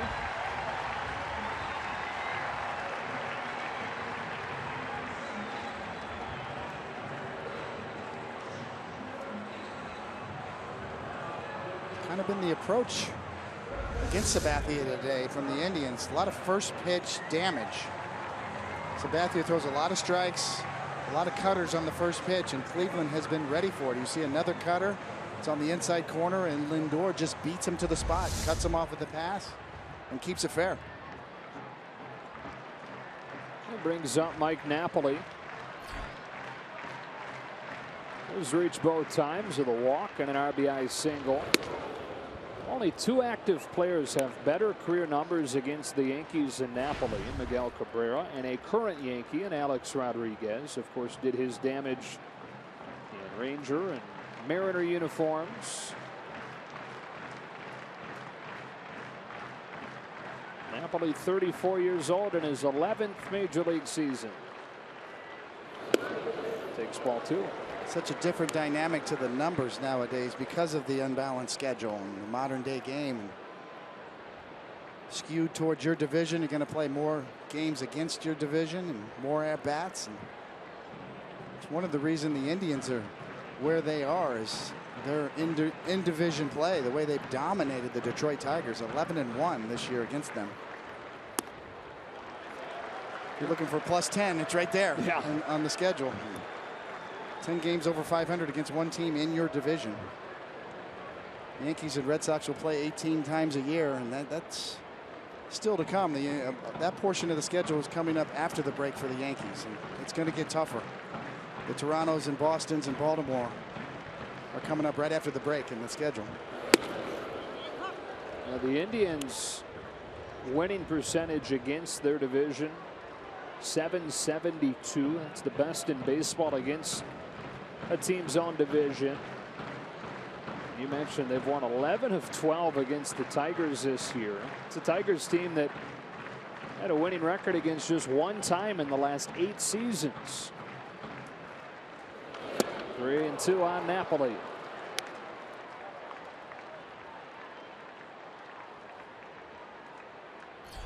Nathan Eovaldi loosening. Recently moved into the bullpen by Joe Girardi. One of the hardest throwers in the game.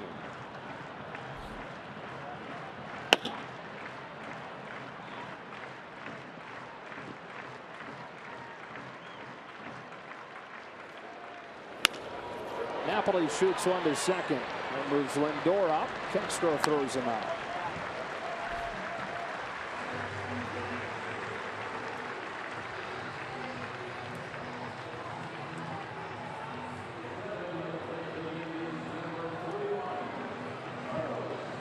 So one gone for Carlos Santana. RBI single, RBI double. Talked a lot about the Indians' productive base running, and then they get a lot of productive outs too.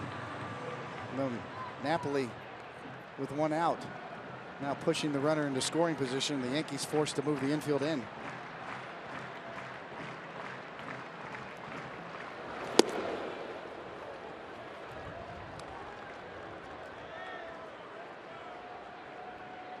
And that's a full commit there, all the way to the infield grass.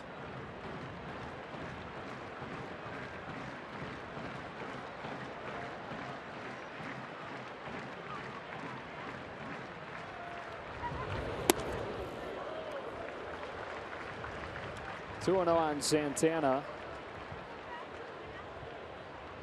CC Sabathia laboring again today, his 4th consecutive less than stellar start after that month-long stretch where he was as good as any pitcher in baseball.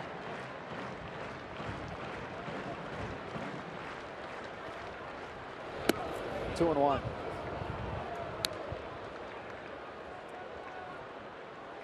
prior to these 3 starts you see reflected here on this graphic, he had an earned run average over a 7-start stretch of 0.82. Clayton Kershaw-like numbers.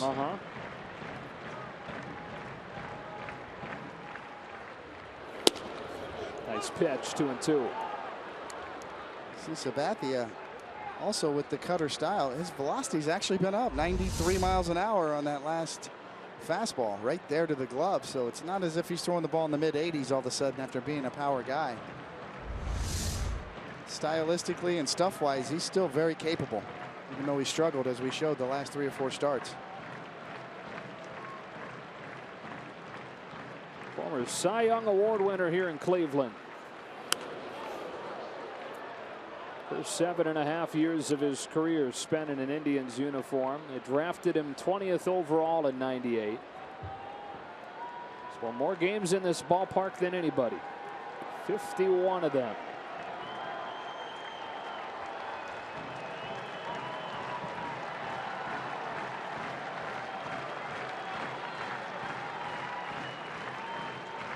Would love a strikeout here with Lindor at 3rd and 1 out.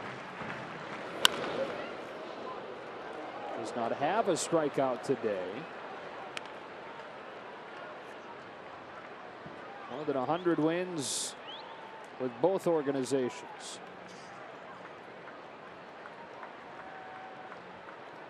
You factor in the run that he had in Milwaukee, the one year he was there, down the stretch run, pitching on 3 days rest, literally carrying that team on his back to the postseason, was one of the best pitching performances down the stretch that we've seen in modern history.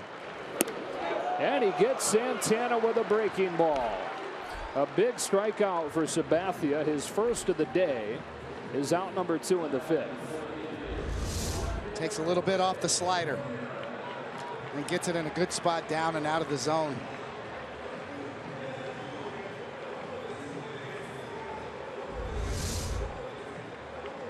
So the infield can go back and play normal position now with 2 away for Jose Ramirez. Sabathia trying to strand a man at 3rd. Ramirez knocked in a run as part of that rally in the 3rd inning. Strike 1. We mentioned the time in Milwaukee for Sabathia. The return on that trade to Cleveland was Michael Brantley, all-star outfielder for the Indians, who is still rehabbing back from that shoulder injury. Things going well reportedly, though. Took batting practice today for the 4th day in a row, and they think rehab assignment's not too far off.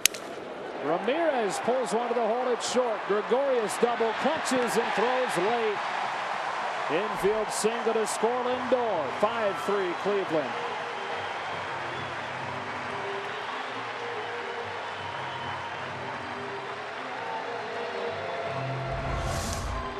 Sometimes everything goes right for the pitcher and you don't get the result. You break the bat, you produce soft contact, and it's just in the wrong location. As Didi Gregorius gets there, but had a little trouble unloading it. Ramirez runs well enough. He can hear the cracked bat, and Sabathia going, wait a minute, that's a good pitch. Bad outcome. So clearly, luck a big factor in this game of baseball, and Sabathia a little bit unlucky right there. Ramirez, rabbit's foot in his back pocket. So keeps it alive for Juan Uribe, who pounds one into the ground for Headley. Goes a short way to second to finish the inning, where the Indians get one more against Sabathia.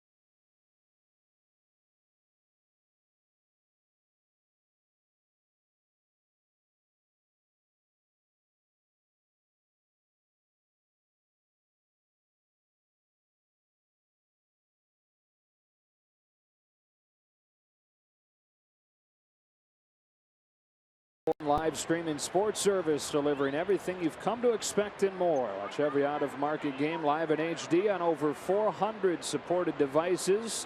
MLB.tv for details. And D.D. Gregorius takes a strike from Danny Salazar, who is in fact back out there with his 96th pitch of the day. Another good day for Gregorius. Second home run of the series. Made it 3-1 New York back in the third inning, but the Indians have scored 4 straight since. Quite sure that Salazar's on a very short leash right here as he's being backed up in the bullpen.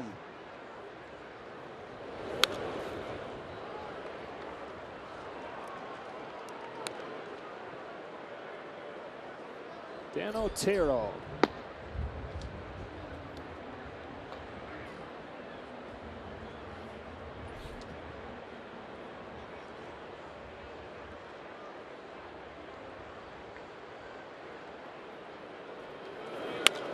Gregorius flips one and a bounce to his counterpart, Lindor.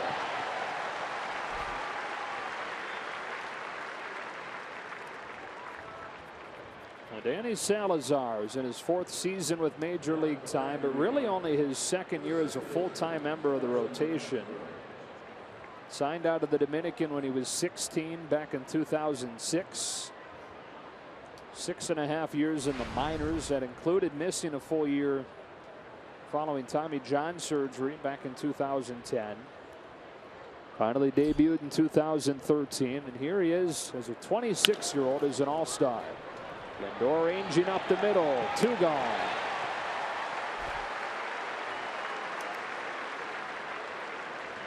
I kind of laughed to myself as you say that, Joe. I mean, it's almost comforting that he got the Tommy John out of the way, right? Yeah, right. He's already had that one. Okay, so you don't have to worry about that, but not necessarily the case anymore, as we've seen several pitchers in recent history have to go in for a second Tommy John surgery. So the risk is certainly much greater than people would assume. They said the #1 risk factor is previous Tommy John surgery, right? Yes, if you've been injured before, the chances are probabilities are going to be that you're going to get injured again. Chase Headley, 2-0. I guess, as you said, the greatest precursor is a previous injury.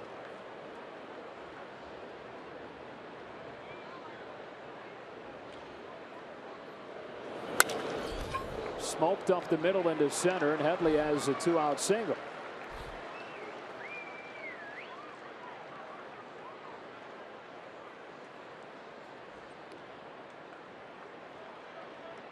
So 103 pitches into the outing for Salazar now.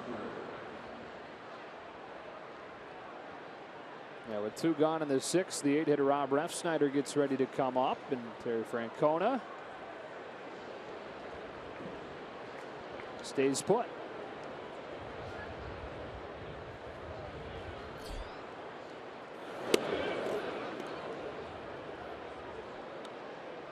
Callaway with the call down there. Not going to be long before they go to Otero. Salazar trying to finish off 6 innings. Yeah, pretty safe assumption that this is probably his last hitter one way or another. He deflects it, and Refsnyder will reach. You talk about luck in this game, and some tough luck there, allowing Refsnyder to reach to keep this inning alive. Indeed, Refsnyder taking a shot up the middle. Salazar behind the back, almost snags it. That's a highlight reel play if he can pull that one off. Yeah. Might have been better off letting it go, although that looked like that was ticketed for center field according to the alignment.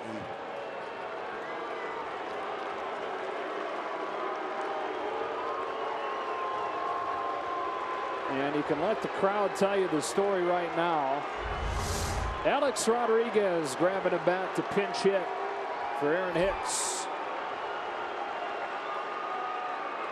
Interesting, as Terry Francona broke out of the dugout and stopped, and now that Alex is in the batter's box as a pinch hitter, we'll see what he decides to do. Maybe stay with the power of Salazar against the age of Alex Rodriguez. 1 year after he hammered a team-high 33 home runs, Rodriguez has had his worst year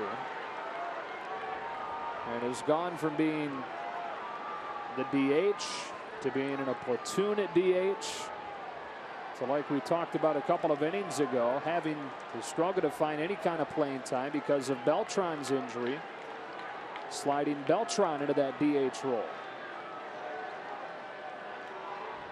Good job by Yan Gomes there to go out there and make sure that they are on the same page here.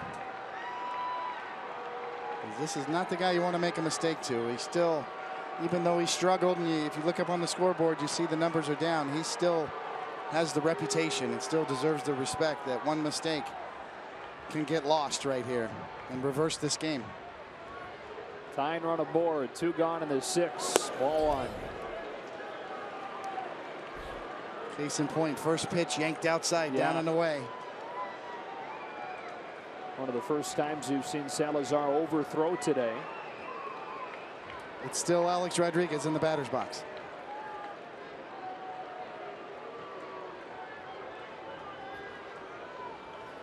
On 1-0. Oh, looked like Phil Cuzzi, home plate umpire, wanted to call a strike and didn't. In a dangerous spot now for Salazar. 2-0. I had this one just off as Yan Gomes had to reach for it, and a little bit of a flinch right there from the umpire. You saw him raise up just a bit and then changed his mind.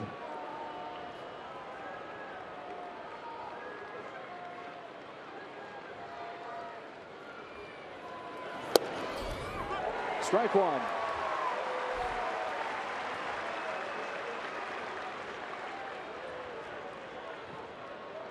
Well, what Salazar's seeing isn't the slash line on the board right now. What he's seeing is this: 695 career home runs, 13 short of Babe Ruth. 2-2.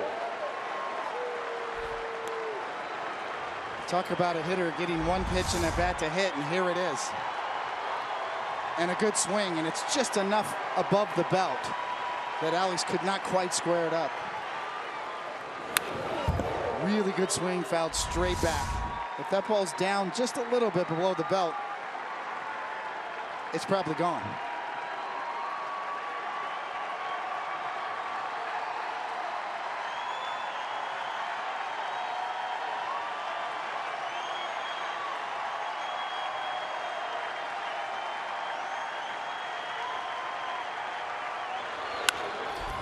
Down the right field line, slicing towards the corner, and a foul ball.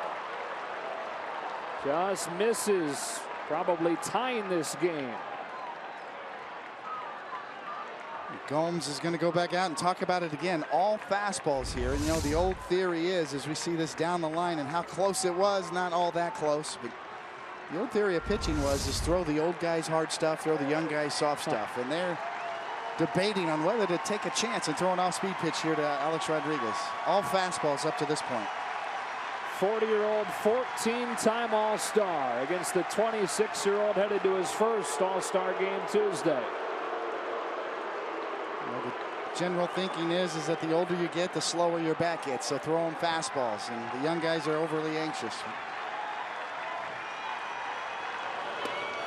Off speed crept inside, and the count is full. Runners will get a head start. We finally changed speeds on him and just missed. Yeah, he almost hung it.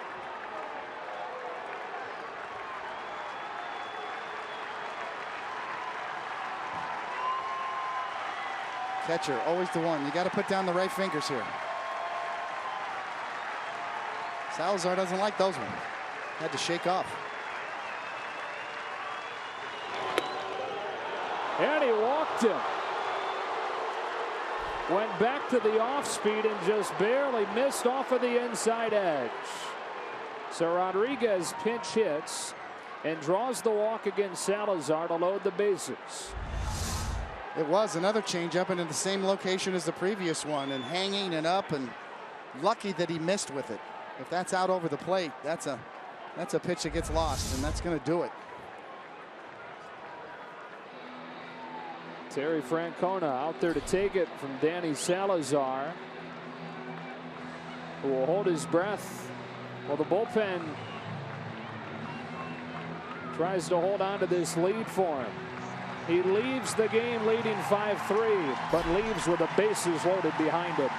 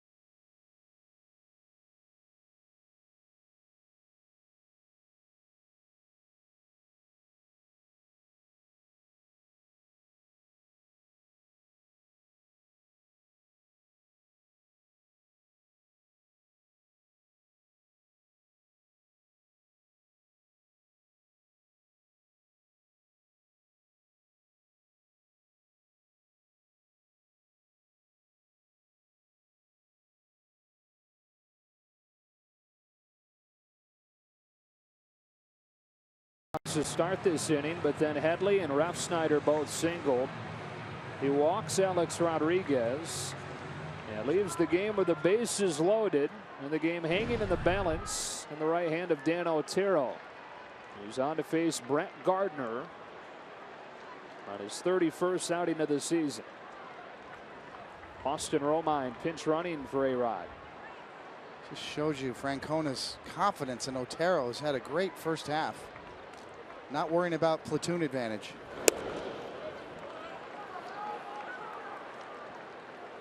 5-3 game in the sixth.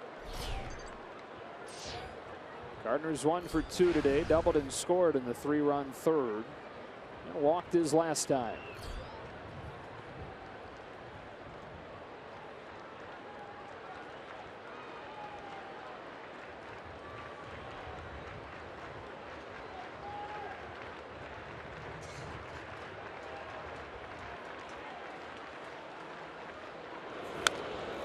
One and one.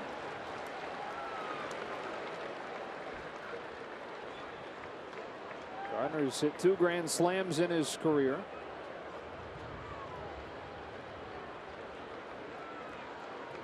He's gone deep 5 times this season. Power numbers down for him. Battling through that wrist injury. Hitting in a big spot here in the 6th. Bases loaded and 2 gone. 1 and 2.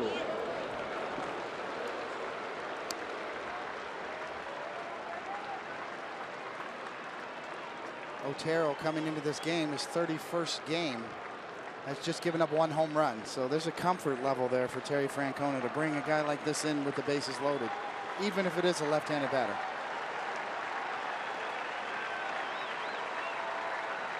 Salazar with 3 potential earned runs still out there at the mercy of Otero. Gardner hits a fly ball down the left field line. It's over Ramirez's head and off the wall. It will unload the bases. Gardner's on his way to third with a go-ahead bases clearing triple.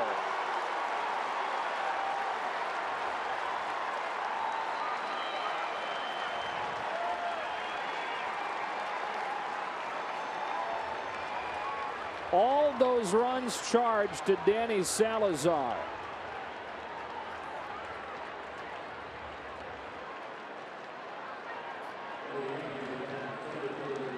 can make or break a starting pitcher. Inherited runners and how many are allowed to score behind you, but you left them loaded. It was your mess. Gardner driving this pitch up and away, and it just keeps carrying. Well placed down in the corner, and the perfect high bounce. It doesn't get in the stands.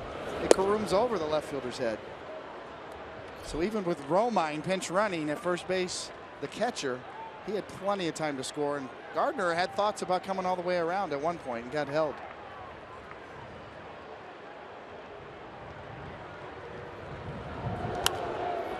Four consecutive two-out base runners for the Yankees. Salazar's reaction.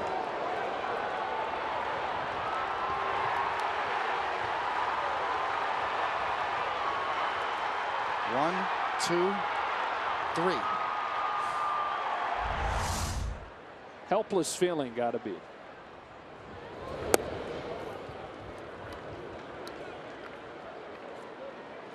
A good day just turned into a bad day in about 30 seconds. Salazar has not lost since May 22nd at Fenway Park. He goes from being in position to get his 7th consecutive win to on the hook for the loss. Still a lot of baseball to be played, though. New life. Yeah, suddenly for CC.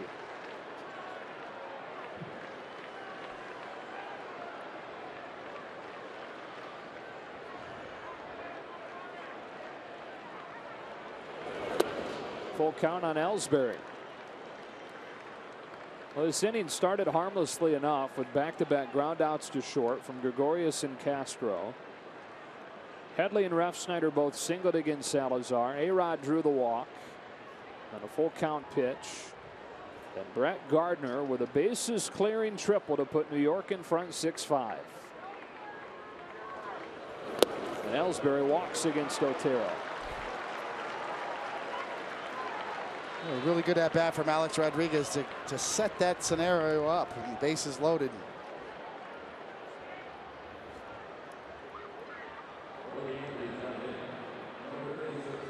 A couple of good swings there too, as he just missed one, but you know, as you pointed out, Joe, you pitch to the reputation and not necessarily what he's done this year. And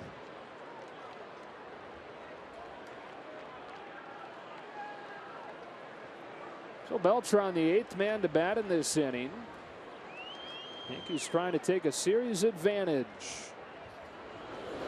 For splitting the first two, they came from behind to win 5-4 on Thursday. And the Indians all over the Yankees last night, 10-2. Some cloud cover now. Bright sunshine earlier in the game.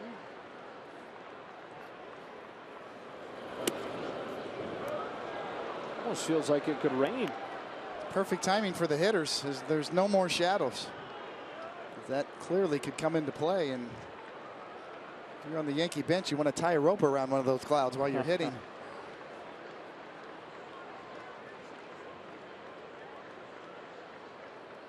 Dangerous pitch to Beltran. 3-0. Otero not himself.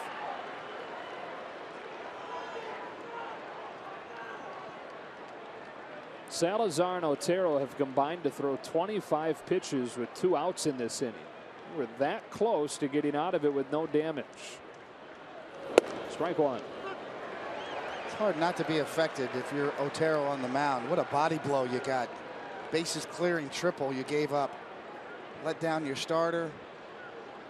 High degree of difficulty, though, coming in with the bases loaded. But clearly impacted by it, as he's lost the strike zone a bit here.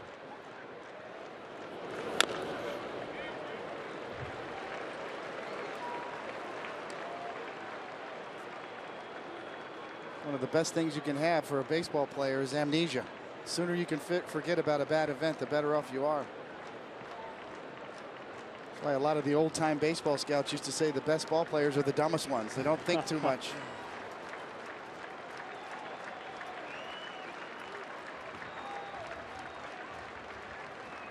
3-2, and Beltran strikes out swinging. So the inning comes to a close, but a triple from Gardner puts New York in front.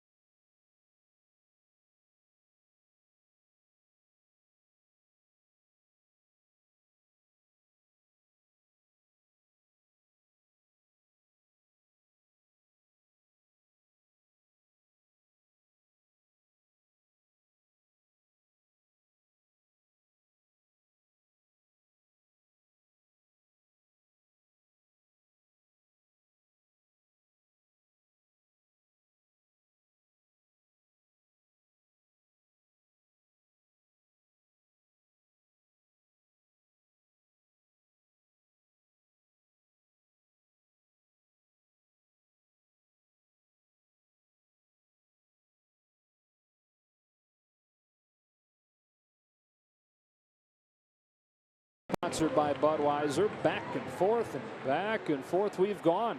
Both teams with 3 spots in the 3rd. Indians jumped in front 5-3 in the 5th, but the Yankees responding with a 3-run 6th inning off of the triple from Brett Gardner against Dan Otero, who would replace Danny Salazar. Like you mentioned, new life for CC Sabathia, who gets strike 1 on Abraham Almonte. And Dylan Betances knocking on the door as needed at this point in the game. Austin Romine pinch ran for Alex Rodriguez. Stays in the game, plays first base. That moves Rob Refsnyder to his natural spot in right. Almonte's 0 for 2. And he hits a high drive to deep left center. Back on it goes Ellsbury at the wall. Leaps up and makes the catch. Jacoby Ellsbury for out number 1. Hit it to the wrong part of the park. Okay, now you can breathe for Sabathia, because this was very uncertain until this point. Wow. Ellsbury well timed, and as you said, Joe, just a little too far to the deep part of the park.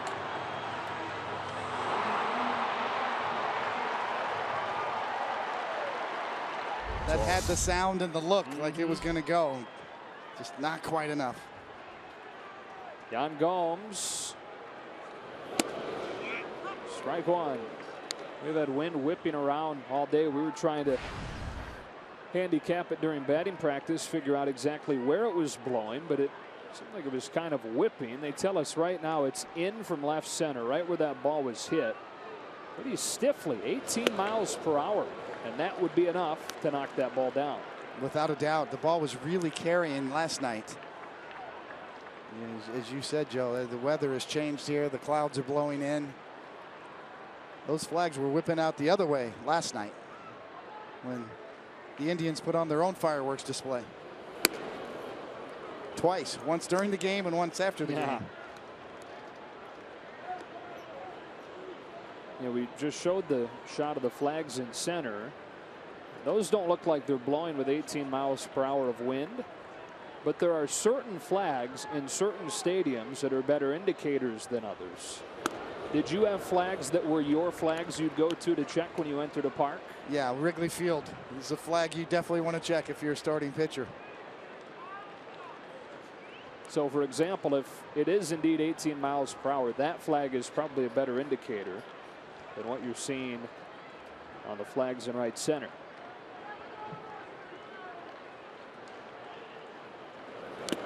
Gomes foul tips it into the mid of McCann, and his nightmare continues. 2 away. Time now for greater coverage of baseball, sponsored by T-Mobile. From one New York team to the other, Matt Harvey will undergo season-ending surgery, putting an end to what was a really poor season for him. And if you're wondering why the Indians were so hesitant to deal some of the surplus in starting pitching, the Mets are a perfect example of why you don't. Well, Matt Harvey finally has some answers with thoracic outlet syndrome, and condition that's causes compressed nerves and lack of feeling in your fingers. Hard to pitch that way. So that's going to do it for Sabathia, who leaves in position to win this game after the 3-run top of the 6th.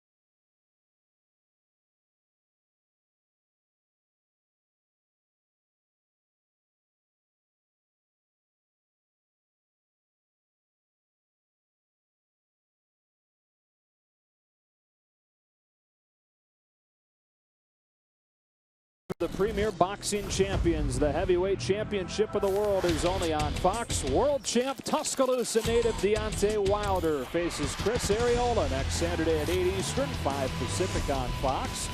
And watch it live on Fox Sports Go. Sabathia out, Betances in, an all-star for the 3rd time in as many seasons in New York. As talented as Betances is, those strikeout numbers are absolutely ridiculous. 76 and 42 and 2/3 innings, and Joe Girardi can't help himself. Even with nobody on base and 2 outs, he cannot wait to get this guy in the game, and can you blame him? The way it's gone for the Yankees, a very important win here, and ending the first half with a really tough 10-game road trip that they have a chance to salvage if they win this game here today, and then go out tomorrow. They can get back to 500. A big deal for the Yankees going into the break. Rajai Davis with the bases empty and 2 gone. Goes after the first one and fouls it back. The last time the Yankees finished the first half or went into the All-Star break with a record below 500, they had to go hire you to save their season. 1995. The last time they were below 500 entering the All-Star game. And they need to win the final 2 here in Cleveland to avoid that. 42 and 44 starting today. That 95 Yankees team, the first team to win the wild card. The first year of the wild card. And Don Mattingly, the great Donnie Baseball's only appearance in postseason. The year that Jeter debuted, the year that Mariano Rivera broke in as a starter and eventually moved into the pen towards the back end of that season. It's the days of Buck Showalter. The current Orioles manager was manager of the Yankees then.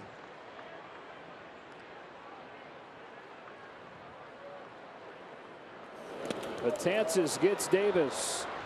McCann throws him out, and the inning is over.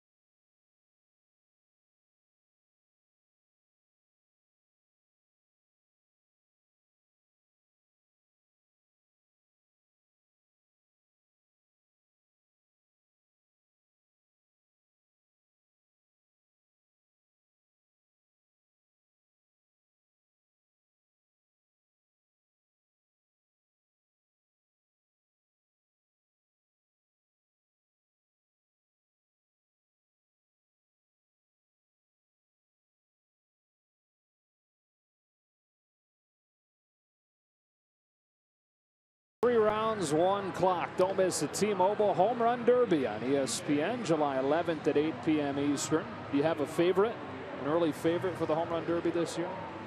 That's going to be tricky. You know, it's usually a hometown guy, right? I mean, yeah. the crowd gets behind. And Will Myers, is Will Myers in it? San Diego, so he'd be the guy. I think he would be the favorite. He's in the middle of a breakout season. Maybe comeback player of the year type season for Will Myers. Ryan McCann takes ball one from T.J. House. Pretty hard to bet against Giancarlo Stanton, though. Yeah. How fun was that last year in Cincinnati, though? Todd Frazier winning it. He was the first guy to win it in his home ballpark, though, since Ryan Sandberg did it in the early 90s. On a day at Wrigley where the wind was blowing in, he hit 2 home runs to win it. You brought that up. You asked that question before about the wind blowing. There's nowhere more important than Wrigley Field on the effects of the game on the wind. Actually, Don Zimmer, who was once a manager of the Cubs, used to tell me he had a high-rise apartment that he could see the flags at Wrigley and know when he woke up. Look out. Base hit into center for McCann. But that caught a little leather going by there. But Don Zimmer could see which way the wind's blowing and make his lineup accordingly, as we see a bullet back up the middle, and House gets a little glove on it. And a little scary for a pitcher right there. Always head high, coming right back at you. House almost snagged it, but that had some mustard on it, as even with the ricochet, it got all the way to the center fielder. Here's Gregorius. He's a 2-run homer today. His 11th this season, here in his 2nd season in New York.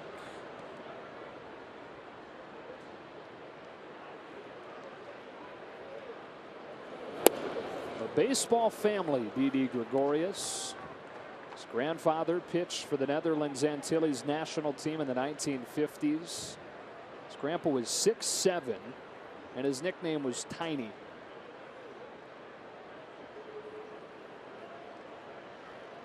His dad was a ball player as well. Played semi-pro baseball, a little bit of pro ball as well in the Netherlands and in Curacao for a couple of decades. His older brother played pro baseball in Italy. And his mom, former Dutch national softball team member. Didi was born in Amsterdam. He moved to Curacao when he was a kid. He's produced some really talented major leaguers over the recent years. They really have. And Jurickson Profar has been rumored to be one of the guys that, if the Rangers decide to make a deal, would be the return. I don't know if they want to get rid of Jurickson Profar, but certainly Simmons too, out in Anaheim playing shortstop. Kenley Jansen, Dodger closer and all-star. These guys all played together coming up.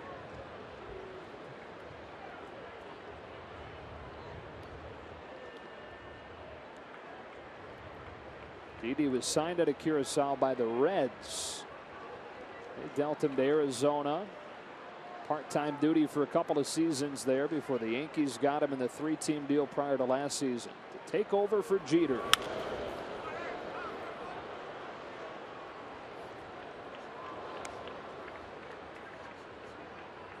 I mean, it's easy to look at production and just judge your players on that, but his personality is so good, so positive. Didi Gregorius brings an energy to the Yankees that they really need.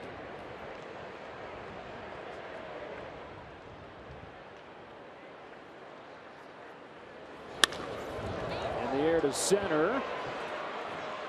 Davis is there for the first out.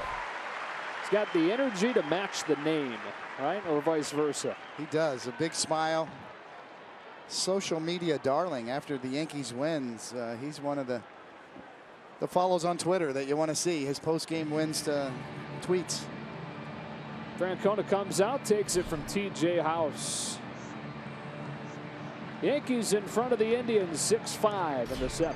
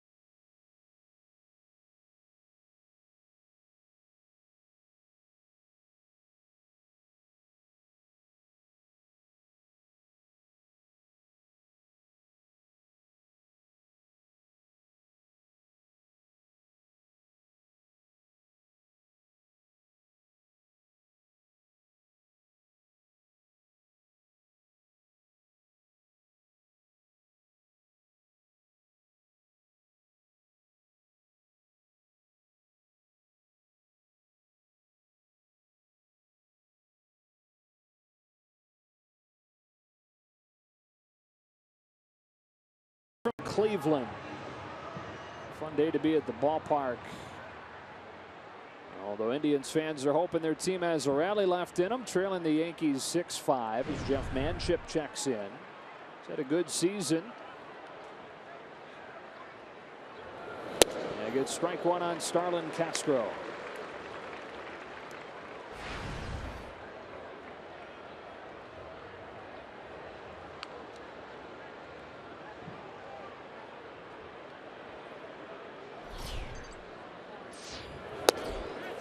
Offered, 0-2.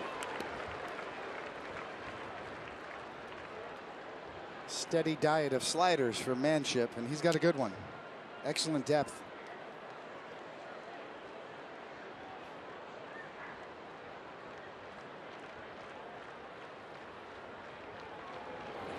Three consecutive sliders to Castro. This one he takes. 1 ball and 2 strikes. Manship on for House, who replaced Otero, who replaced Salazar. All 6 runs charged to Danny Salazar. Last 3 coming on a triple against Otero.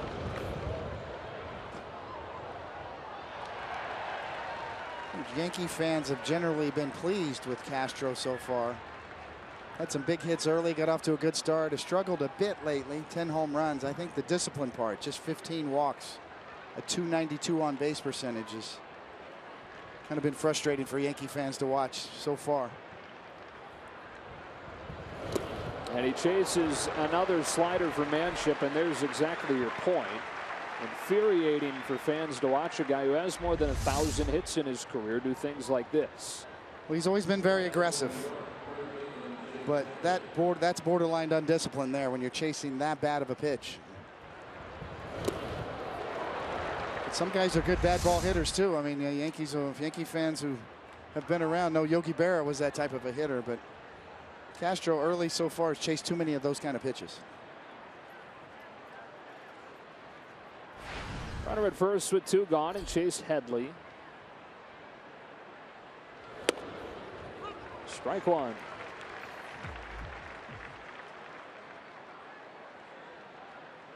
Headley's 1 for 3. Started that rally last inning with a 2-out single against Salazar.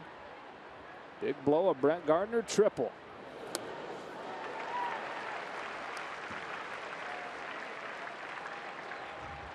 I'm talking about the Indians and this wonderful first half they've had. Helps on the way, right on your own roster. As you mentioned, Michael Brantley on the way back. What a big lift that would be. I'm not sure if there's much of a need on the Indians roster. Yeah. I mean, you could always improve your roster, but they are solid top to bottom. You could always use an extra reliever. I don't think they'll be in the category for one of the big time closers like a Chapman, or if Andrew Miller becomes available, but they would like to be, but it's going to take such a haul. There's a slider dropped in from Manship, and you said it, that slider's impressive.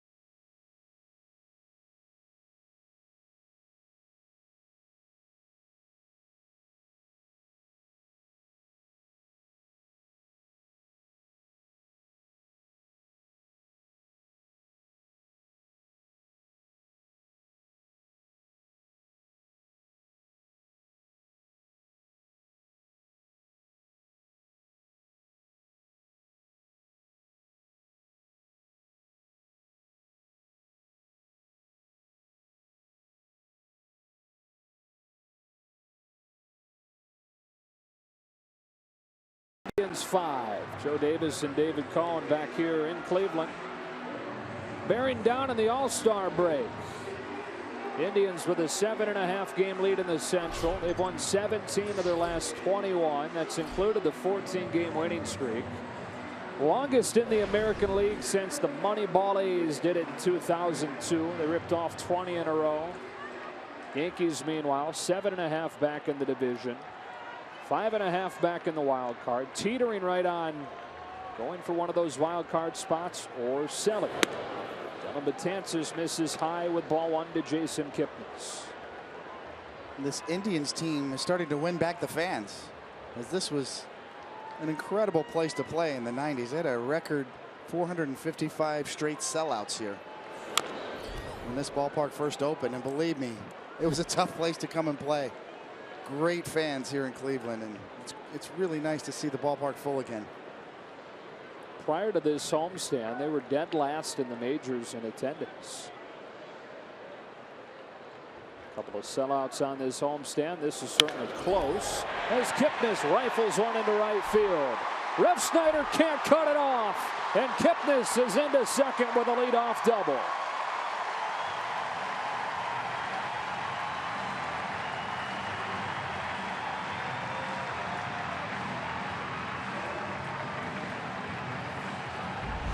From 98 miles an hour, down and in, and Kipnis just drills it. Drops the helmet of the bat, delivers a line drive. As Joe says, it just hit too hard for Refsnyder to cut it off, and a leadoff double in a 1-run game. And Francisco Lindor to the plate against Betances. Two of the bright young stars in the game going at it right here.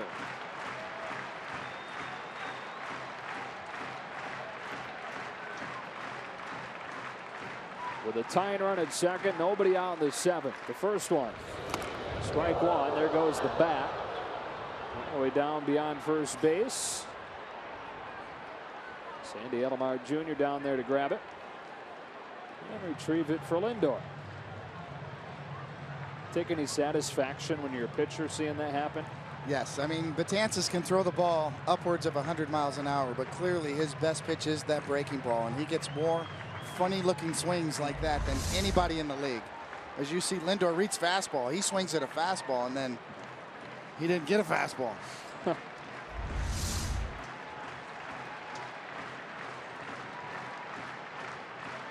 Two ABs against Betances. Hits in both, including a homer, but grounds out here. It's a successful out, though, moving the tying run to third.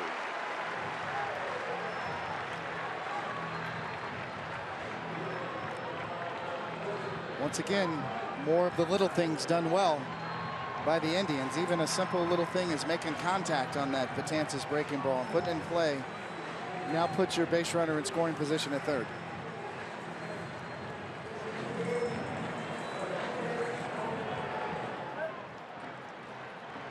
And it brings up the cleanout man, Mike Napoli.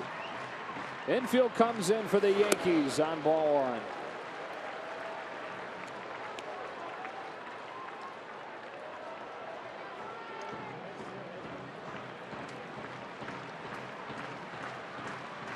So while Lindor had hits in both of his ABs prior against Betances, Napoli miserable numbers against the big righty in his career. But ahead of him, 2-0.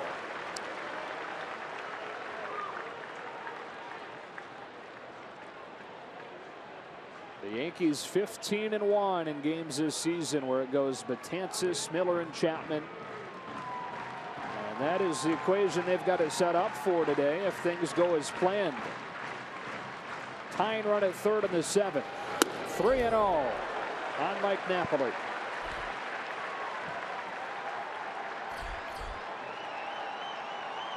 Carlos Santana will bat next.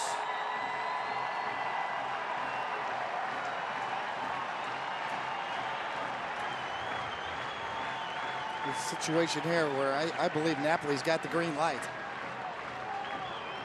Swinging a hot bat on a 3-0 count in this situation. If he gets a fastball and he thinks he can drive it, I got to believe Francona's going to turn him loose.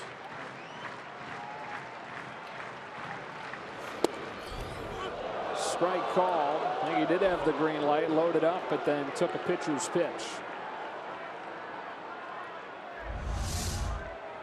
Borderline at best. Running down and in.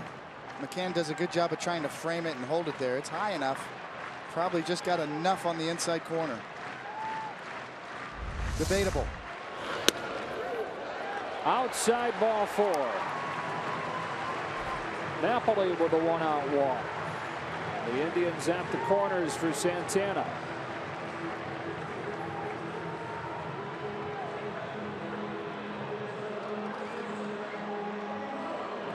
Larry Rothschild grabbing that bullpen phone. It's an easy call to make, right? Okay, let me get up the other nasty lefty, Andrew Miller. We might need him for more than 3 outs. Betances is not allowed a run since June 19th. It's a span of 10 consecutive appearances, and there is Miller getting loose. Santana's knocked in 2 today.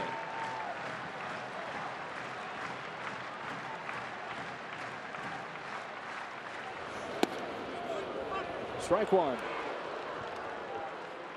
It's really the equalizer for Dellin Betances. When he throws that pitch for a strike, it changes everything for him. Probably has better command of his breaking stuff than he does his fastball, and it's really a 50-50 split in terms of allocation. Half fastballs, half breaking balls. There's a fastball, and it's 0-2.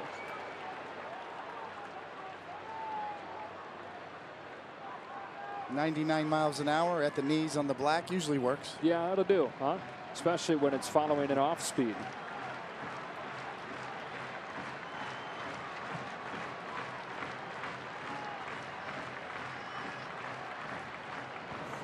Another breaking ball. This one got him. Huge strikeout for Dellin Betances, and 2 gone in the 7th. It's what you call working over a hitter.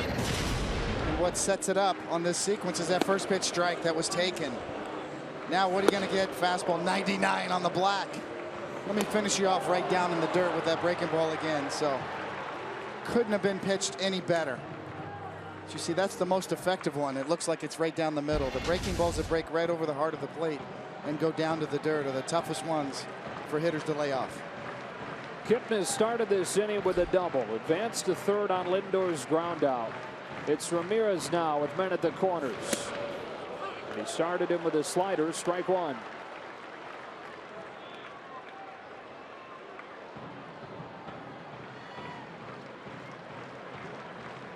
Ramirez 2 for 3 today, has twice knocked in runs with singles.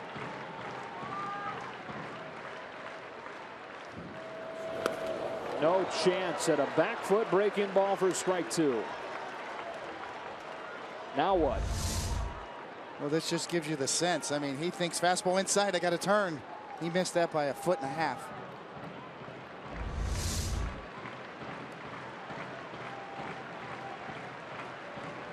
If it ain't broke. Ramirez pulls it to right. It's a base hit. Went to the well one too many times. This game is tied on a Ramirez single.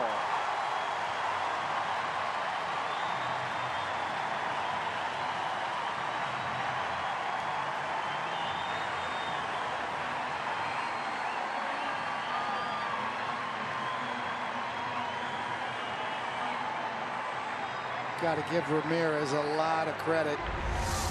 Location, location, location. What a difference it makes. As good as Betances' breaking ball is, a hanger's a hanger. Ramirez says, thank you very much. Going to tie this Wago up. Nice slide from Mike Napoli. And a good throw from Hicks. Indians have scored 1 against Betances and now have the go-ahead run at third for Juan Uribe.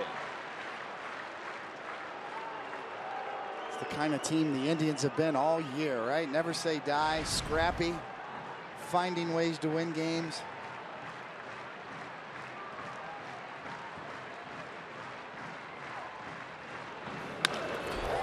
Bouncing ball. Gregorius goes to second and keeps the game tied. Didi Gregorius takes away a go-ahead base hit from Uribe with a dazzling defensive play.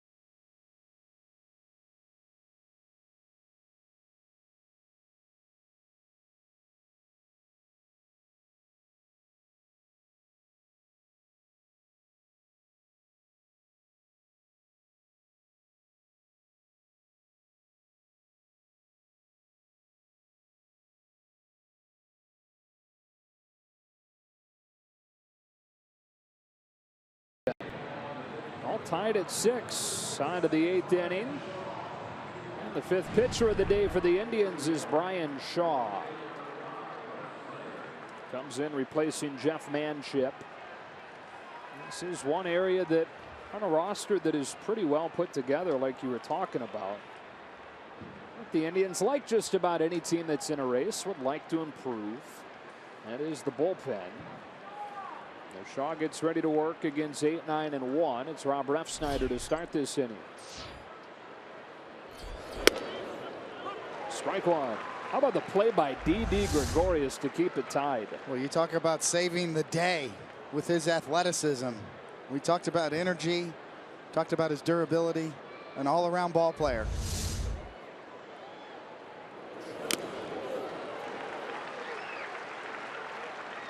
Got a home run today and is emerging as a star in New York. About 5 steps and a dive and a flip on a ball that was hit hard.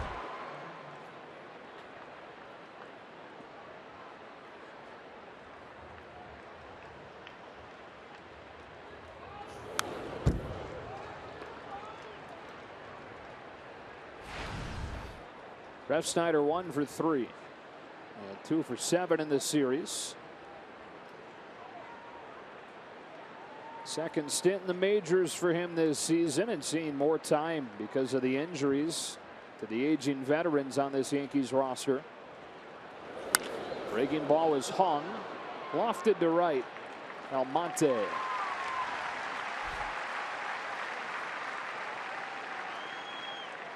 We're tied at 6th in the 8th inning here in Cleveland, and if you're tuning in for UFC 200 pre-fight, it's currently on FS2, and as always you can watch it on Fox Sports Go. Yankees won the opener of this series 5-4 on Thursday. Indians in blowout fashion last night 10-2. This one has been back and forth though. We're knotted at 6 in the 8th. Austin Romine's first at bat of the day. Begins with a ball. It's almost turned into a sharing of time at catcher for the Yankees with Romine and McCann. Romine handling most of the left-handed pitching over the last month or so. In there today as a pinch runner for Alex Rodriguez, and then stayed in the game defensively to play first. See, what Romine has allowed the Yankees to do is to leave Gary Sanchez in AAA, which is their top catching prospect. One of the top in all of baseball as well. The Yankees feel like Gary Sanchez is the future at the catching position, but no need to rush because Romine's done such a good job backing up and really, as you said, playing against most lefties nowadays at the catcher position.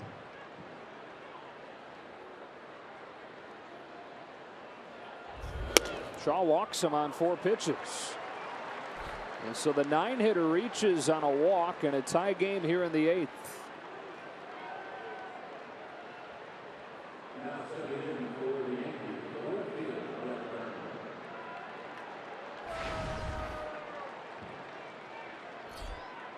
Now Gardner, who had the 3-run triple his last time against Dan Otero, who would replace Danny Salazar. All 3 runs were charged to Salazar. Gardner came up with 2 outs and hit one to the opposite field that got over Ramirez's head and left. Gave the Yankees a short-lived lead. Indians answered back with a run in the bottom of the 7th to tie it. That triple really couldn't have been any better placed. It's high, it bounces, it stays in the ballpark, and then over the outfielder's head. So Romine, the catcher, running from first base, had plenty of time to score. And you know, the cynical portion of the Yankee fan base is saying, oh no, that play could keep us from selling. The people that want to sell and turn this thing around. It's a critical juncture for the Yankees. Not just in this season, but in their future. This stretch right here against the Indians, wrapping up this long road trip, and then the homestand to begin the second half. Will go a long way in determining what the Yankees do with the deadline approaching.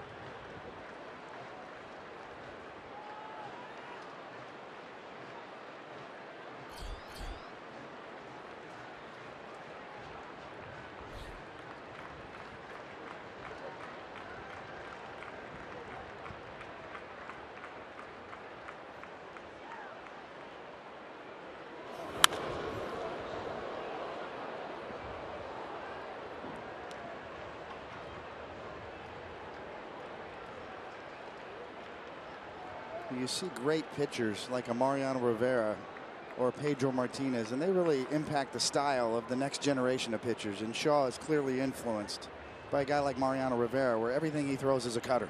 Nothing is straight, meaning right to left movement.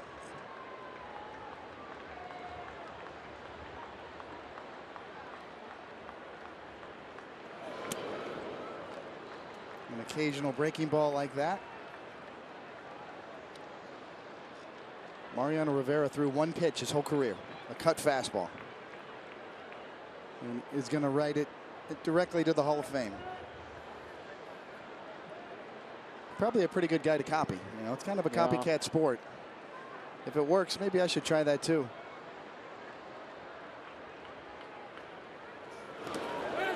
And he got him to offer for strike 3.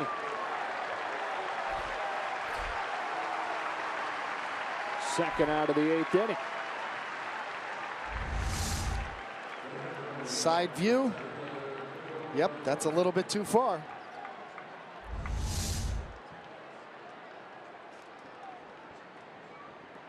Another top flight closer right now who's riding that cutter is a guy we mentioned out of Curacao. Kenley Jansen is a heavy cutter guy in Los Angeles. Yes, and he's got a really good one too. Boy, his just is alive and takes off. Many would say the best since Mariano's. Here's Ellsbury, and there's strike 1. One of the hard things to do with the cutter, and we talked about it with CC Sabathia, is retain your velocity. Anytime you get a cutter grip, you start turning your wrist a little bit, it turns into a slider and you can lose velocity. And Kenley Jansen certainly has mastered it, and Sabathia as well. He's thrown some good ones. You mentioned him getting help from Andy Pettit on that pitch. He did talk to Rivera this spring as well, get a little bit of his philosophy on it. It's a couple of pretty good sources to learn your cutter from. See, the best way to throw a cutter is see the four-seam grip off center.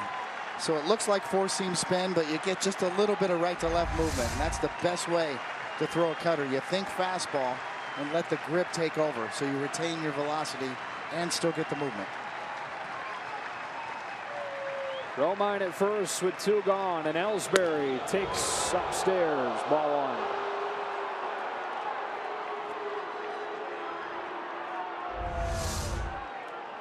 1. Yes, sometimes the umpires change their mind too. A little quick raise up, and then on second thought, I don't think so. Umpires balk. Off center four-seam grip, maybe a little bit high, but very close. If I'm on the mound, I want that one. Especially when you see the reaction from the plate ump, right? Yes. What made you change your mind? That's what I'd be yelling from the dugout right now in an old school bench jockeying way, which is kind of a lost art in and of itself.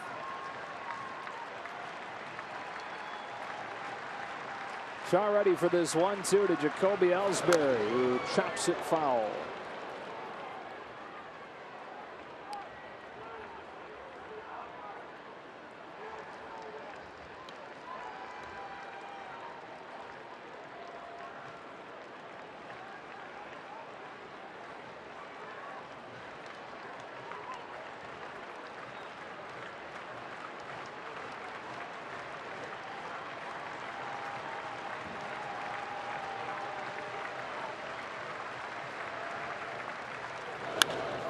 Breaking ball, golfed in the air to center for Rajay Davis.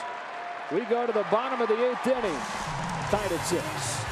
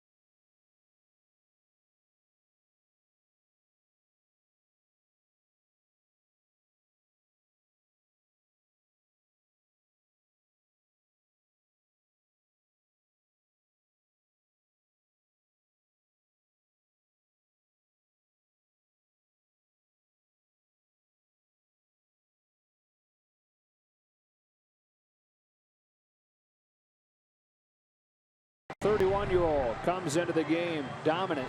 38th game this season. It's an all-star for the first time with that 143 earned run average. Very efficient with just 5 walks against 67 strikeouts.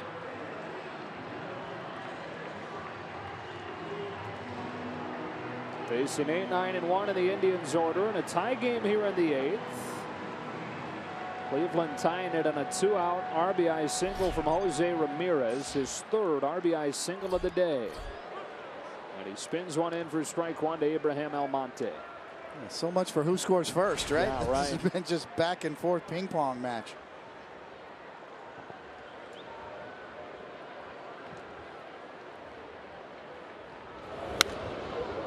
foul, and it's 0-2.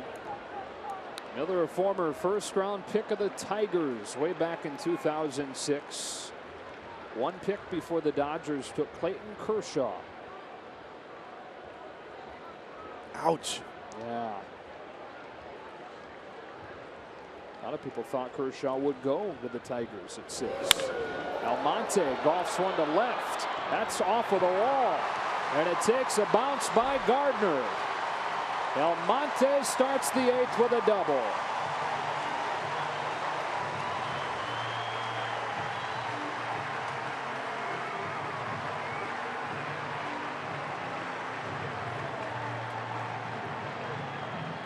Couple of good swings for Almonte. He just missed a home run previously, and the slider down and in doesn't get down and in. And hammered off the wall. And Gardner's speed saves this from being a triple once it gets by him. And Almonte is pumped. It is only his second hit in his week with the Indians this season. That 80-game suspension to start the year. Yan Gomes is up there. A likely sacrifice situation with his struggles. Strike one.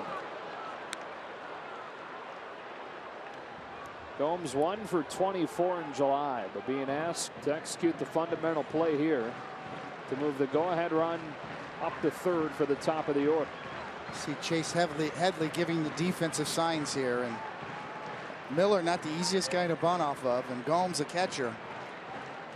Good time for the Yankees to put on a play. Maybe have the wheel play where Didi Gregorius would fake and break to 3rd, and then Chase Headley could crash, potentially cutting down the runner at 3rd. Gomes swings away and lines it to Gregorius for the first out of the inning. And when things are going how they're going for Yan Gomes, that's what tends to happen. Like Francona's thinking the same thing. Maybe the Yankees will put on a bunt play. Let's let him swing, and swing he does, and hits a rocket right at the wrong guy. Anybody out there but Didi. So bad luck for Yan Gomes and the Indians right there.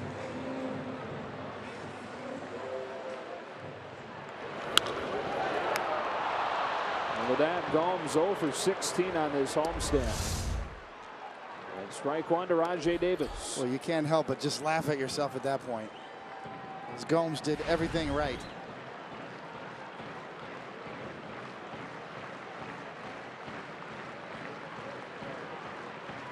Go ahead run at 2nd, and a tie game in the 8th inning.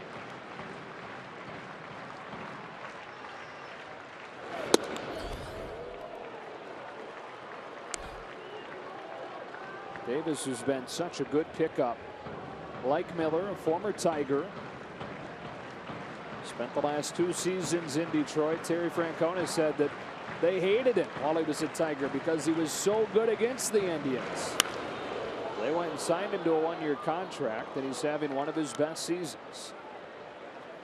You see that happen a lot, right? You beat up on one team, and then that team gets to see it, and they're saying, yeah, let's go ahead and go get this guy. But Rajai Davis has always been at or near the top of base runners in both leagues. It's a great base stealer. Great base runner, as we've seen in this game, as he had a delayed steal at 3rd earlier.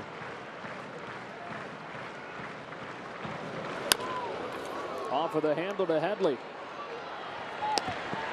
Nice dig out of there by Romine, who was a late sub in at first after he pinch ran for A-Rod. And it's that time of day where he's dealing with that bright sun. Really bright. Yeah, all the clouds have suddenly disappeared here in Cleveland, and the shadows are back.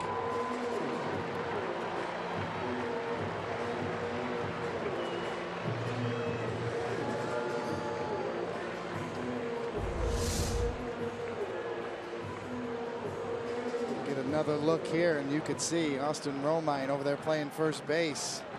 Better low than high on the throw with that sunspot. And so Kipnis.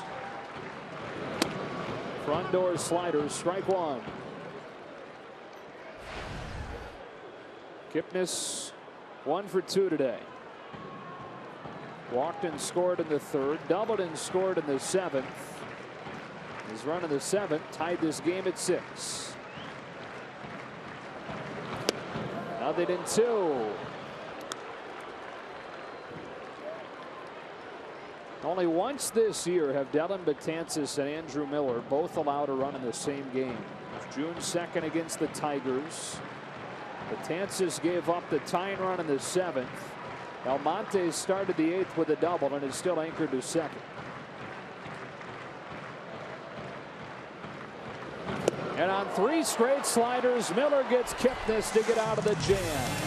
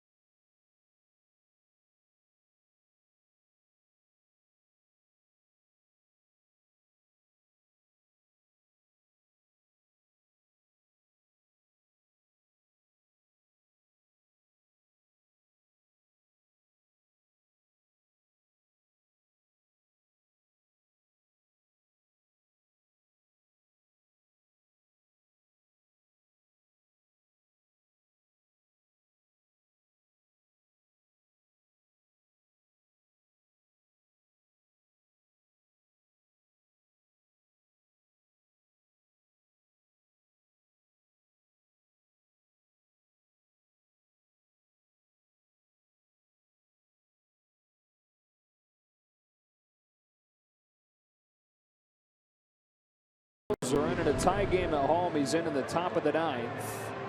Got off to a rough start this year. Had an ERA around 7 in April. But back to what the Indians are used to since then. A 137 earned run average over his last 25 games.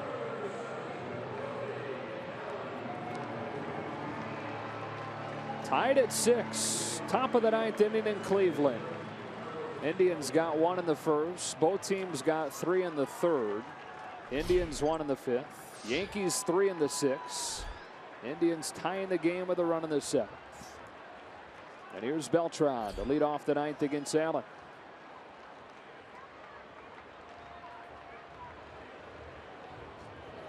That ball leaving the pitcher's hand in the bright sun and entering the shadows.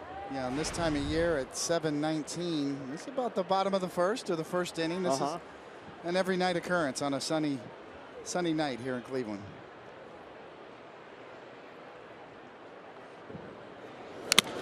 Fouled hard off of the catcher, the umpire. Looks like it was home plate umpire Phil Cuzzy.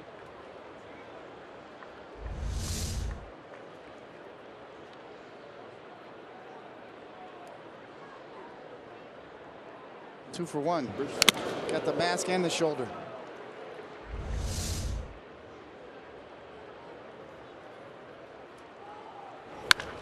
Beltran hits one in the air to right, back towards the wall and off of the very top of the wall, and he holds on with a single. Didn't miss putting the Yankees in front by much. A screaming liner to begin the 9th. Exactly, well stated, Joe. Screaming liner is exactly right. He almost knocks down the outfield wall. Makes a loud sound off the bat and a loud sound off the wall, and that's a single. Not wanting to test that sore leg. The go-ahead run reaches to begin this inning, and Brian McCann to the plate.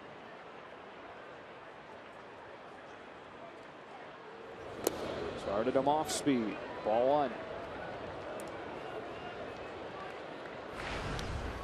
McCann is 2 for 4 with a pair of singles. He is 6 for 13 in this series. Joe Girardi must be fairly confident that Beltran's hamstring is okay, choosing not to pinch run for him. Not good enough to play right field, but good enough to stay in here.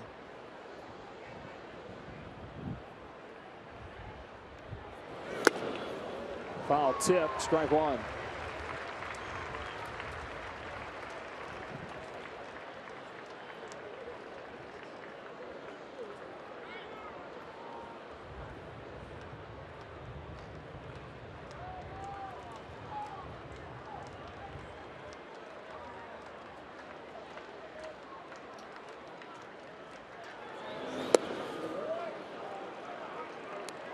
Two and one on Brian McCann.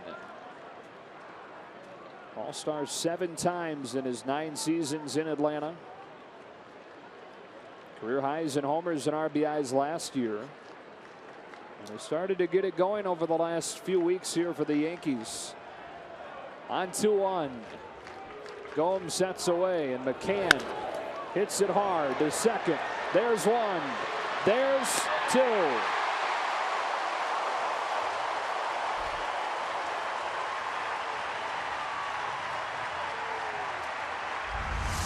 Pitcher's best friend, Taylor made.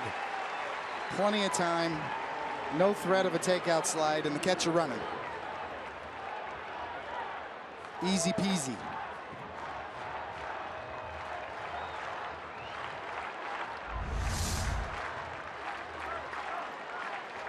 And so the base is wiped clear for Gregorius.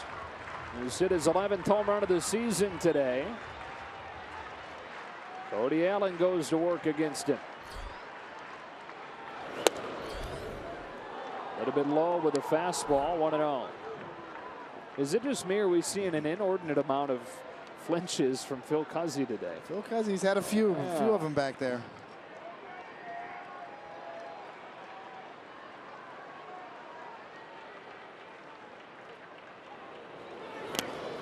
Season's long for everybody. The only difference for the umpires is they don't have home games. Very true. Good point. They are constantly on the road. And modern day umpires, no more American and National League, just Major League Baseball umpires.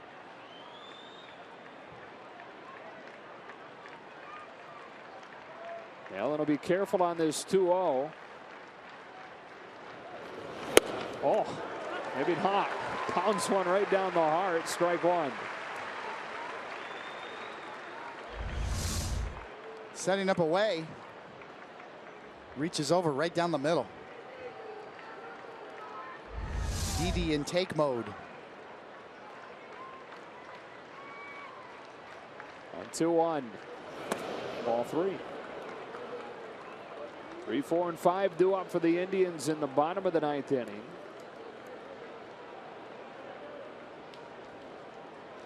So rolled is Chapman.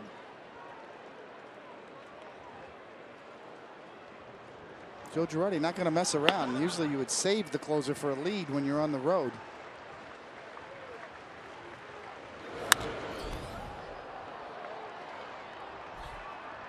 Obviously at home it's a no-brainer for Terry Francona. Go ahead and bring Allen in, your closer. I mean, you're playing for the win when you're at home. Joe Girardi not worrying about extra innings, worrying about right now. Go ahead and get Chapman up.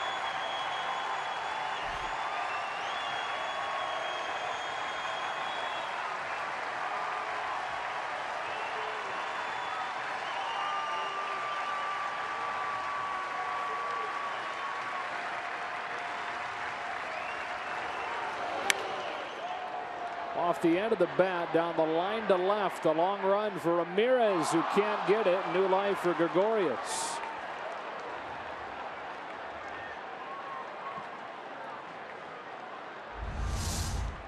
Well, Ramirez, not normally a left fielder by trade, kind of drifted on that one. He had a lot more room than he thought he did. You see him slow down and drift, and that's a catchable ball. And now he'll hold his breath while Cody Allen tries to finish off Gregorius.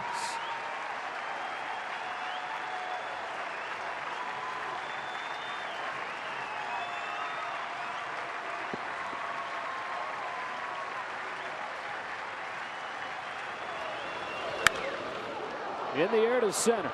Rajay Davis is there. The wind knocking it down. Let's go to the bottom of the ninth. Locked at 6. Lindor, Napoli, Santana coming up for the Indians.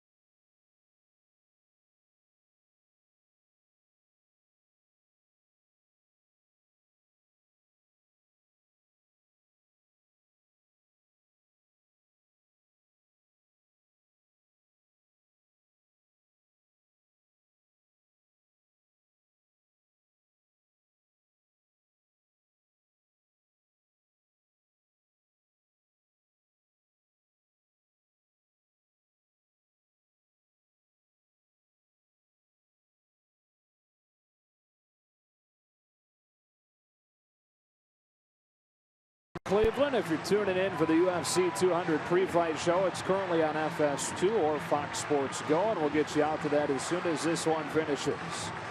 If you're an Indians fan, you hope that it's in this half inning. If you're a Yankees fan, you're hoping for the 10th. Francisco Lindor, 3, 4, and 5 for the Indians to lead off against Andrew Miller, who stays in for his second inning of work. Ball one on Lindor. This is only the 3rd time this season Miller has gone more than an inning. 2 innings against Boston June 4th. 1 1/3 against Boston May 6th. 1-1. It shows you how important Joe Girardi feels about this particular game.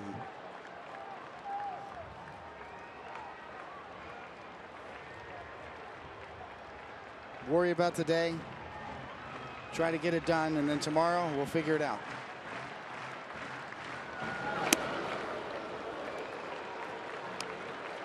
Tomorrow, the final day before the All-Star break. Yankees need to win the final 2 games here in Cleveland to avoid their first losing record at the All-Star break in 21 years. The 2-1.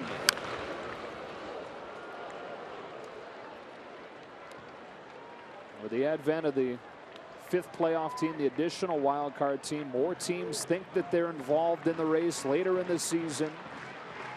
So the Yankees, despite being 2 under 500, are just 5.5 out of a wild card spot right now.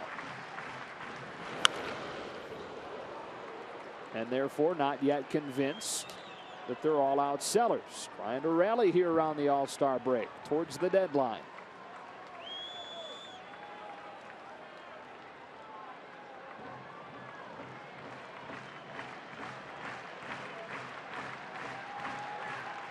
All-Star against All-Star, starting the 9th.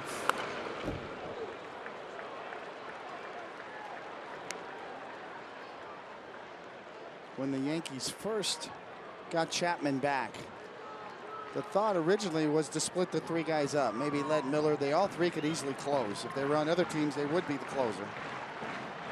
But there was a lack of depth in the Yankee bullpen that disallowed that. So now the 3 pitching in the same game has become the norm. And very effective. See, Chapman was up a little bit before last inning. He's already warmed up a bit, so he can easily get up and get hot and get in this game. For now, it's Miller, who has seen Lindor foul off 4 pitches in this AB. Make it 5. 22-year-old shortstop out of Puerto Rico. Runner-up for Rookie of the Year last year. All-Star this year. Try to reach to begin the 9th in a tie game against Andrew Miller.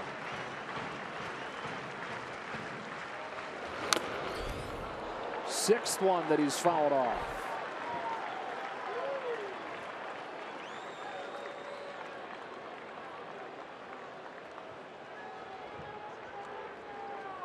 Debuted in the majors June 14th last year. And his ranks in the majors, regardless of position, since.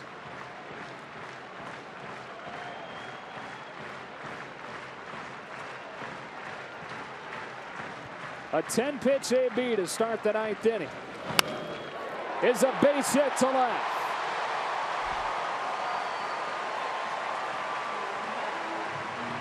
Thought about taking 2 with a sloppy relay into the infield. Winning run reaches to start the inning against Miller. Tries to get that slider down and in once again, and it does not get there. As you see, it's up and flat. And Lindor is all over it.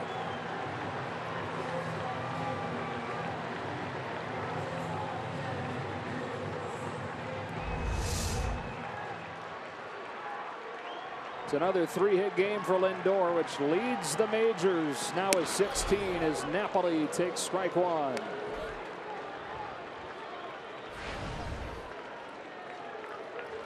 More than enough power to end it with 1 swing. Now, we've seen the wind in from left center knock some balls down late in this game.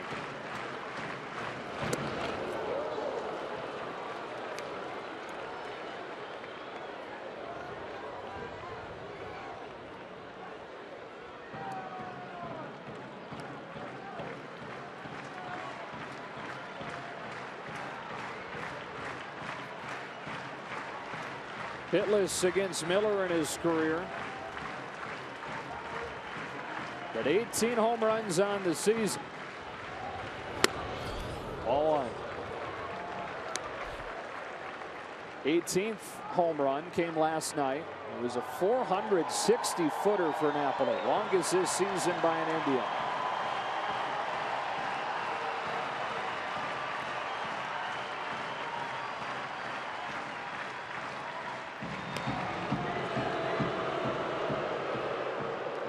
You put him in motion at any point. Certainly would be tempted. With nobody out here, I think you might want to give Napoli a chance. But now that you're down 1 and 2 in the count, probably safer just to sit for a minute. McCann has been excellent at throwing this year, and Miller's got a slide step to home plate. So even though he doesn't have much of a pickoff move, his defense is the quick delivery to home plate to give McCann a chance.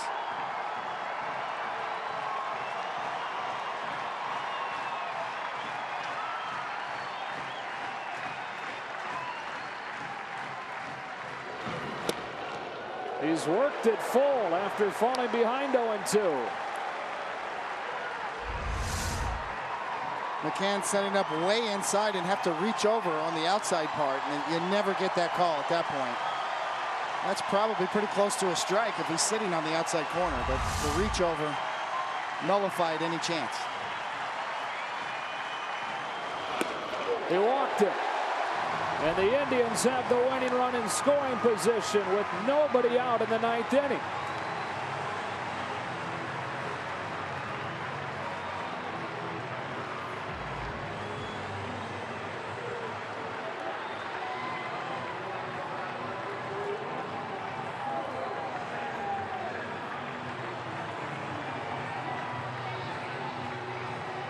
Chapman is ready to come in. Miller's approaching 30 pitches.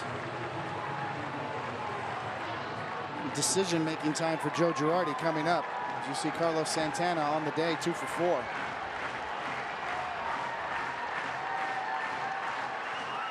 switch hitter, bats right-handed against Miller. Lindor, the runner at second, the only one that matters in a 6-6 game in the ninth. Brian McCann got something caught in his eye. Phil Cuzzi motions for the trainer to come take a look.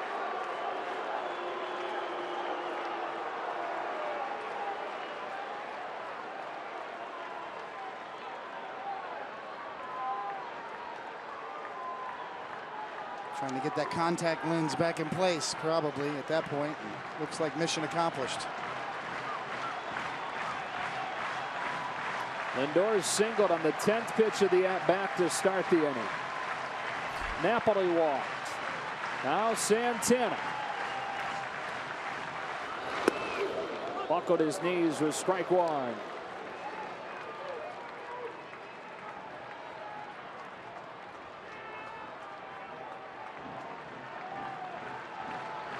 Pitch number 30 for Miller coming.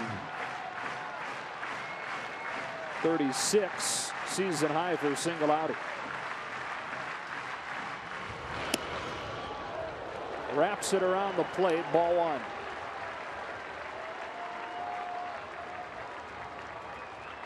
Chapman still warming, though ready. Scoreboard has 30. I think I'll trust our guys. 29. Let's go with it. It's a lot either way. Outside corner, strike two. Santana doesn't like it. McCann setting up right down the middle. And a little bit of a reach.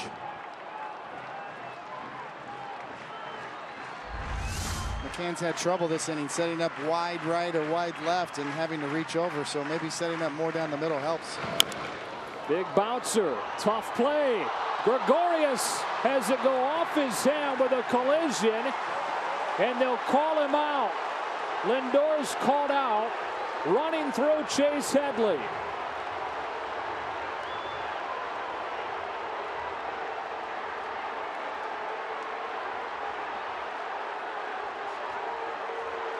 Tom Hallion, the crew chief, in his 23rd season, all over the call.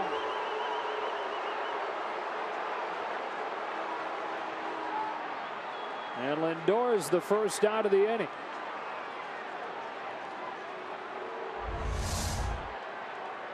Another look, high chopper. Gregorius, the only thing you can think about is barehanding, but that doesn't matter. It was really the collision with Headley, who was legitimately trying to get there to make the play. Lindor at the last minute tries to adjust, but it's incumbent on the runner to allow the fielder free access to make a play.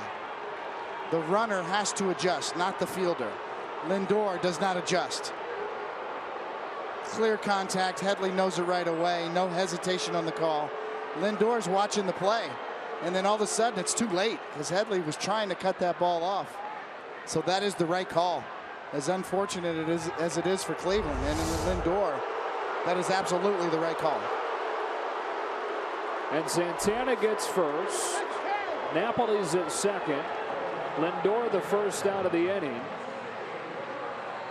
And in the interference, the Indians go from potentially having the bases loaded with nobody out to first and second with one out. A huge break for the Yankees, and Lindor, because of his hustle, he's hustling, just trying to get to third, and didn't become aware of a potential collision until it was too late. So very unfortunate, but clearly the right call by Tom Hallion, the crew chief. Here's Ramirez. Already 3 RBI singles today. A fourth would end this game. What has been a career year for Ramirez, who's the opening day shortstop last year, sent down to AAA, lost his job to Lindor, and has reinvented himself as a utility man. Important with Brantley out in the outfield this year. But he's behind Miller, 0-2. And he is a tough out. High contact rate guy.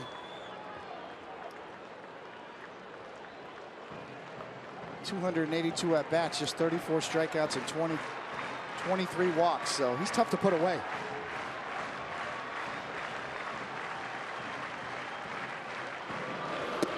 Miller gets him with a fastball to the inside corner. And 2 gone in the 9th inning.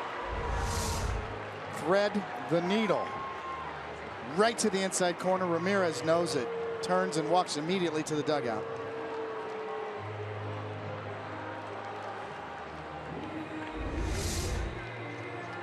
And now Joe Girardi's going to call down on Chapman, with Juan Uribe due next.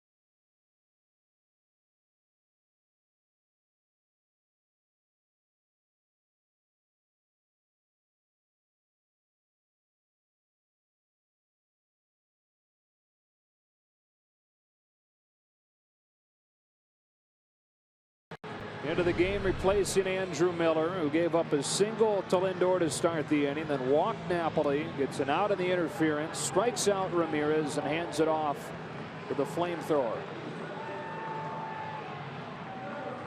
Joe Girardi left with no choice at this point in the game. Miller was expended as far as Girardi wanted him to go. Even though in a tie game here, Chapman's going to try to finish this inning, and I imagine come out for the next one as well. Beyond that, if this goes extra innings and the Yankees take the lead, somebody else is going to have to close this game. Juan Uribe has only faced Aroldis Chapman twice in his career. Once was in the opener on Thursday and singled on an impressive at-bat. Ball 1. It was a slider that he hit for a single to left on Thursday.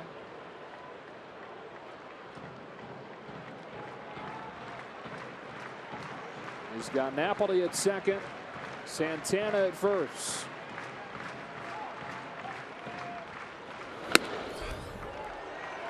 It's a little bit surprising Terry Francona hasn't chosen to run for Mike Napoli, who represents the winning run and is the DH. So the simplest substitution. Probably feels the odds with 2 outs are against him. Wants to keep Napoli's bat in the game. But a valid and debatable point. And Joe Girardi had one earlier with Carlos Beltran on as a leadoff runner.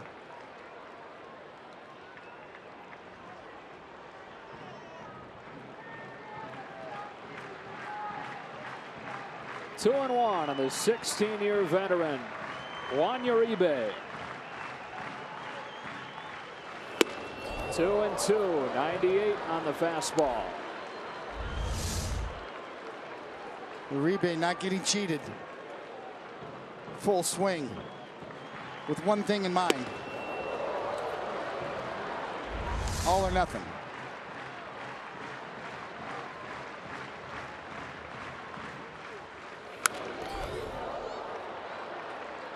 Go to flex this one foul. Triple digits from Chapman for the first time. Still 2-2 on Uribe.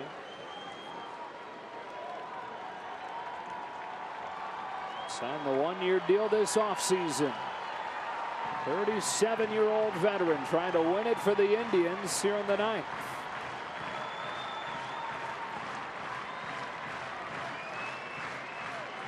Napoli's at second. Santana's at first. Napoli's run, the only one that matters. He strikes out on a fastball at 100. The Indians had them first and second with nobody out against Miller and failed to score. The first out came on an interference when Lindor crashed into Headley.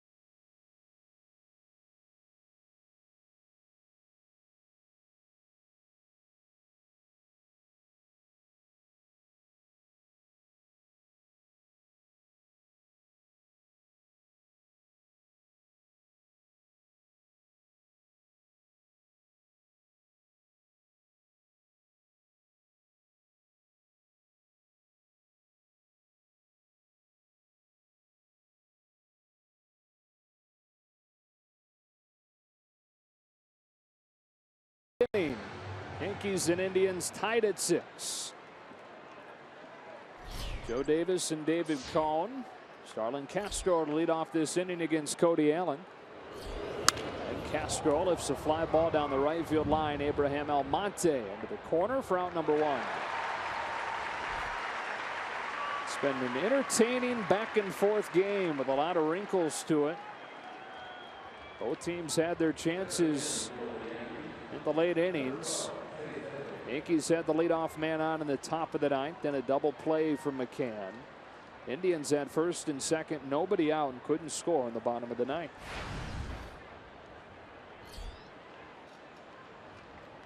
Chase Headley 1 for 3 today.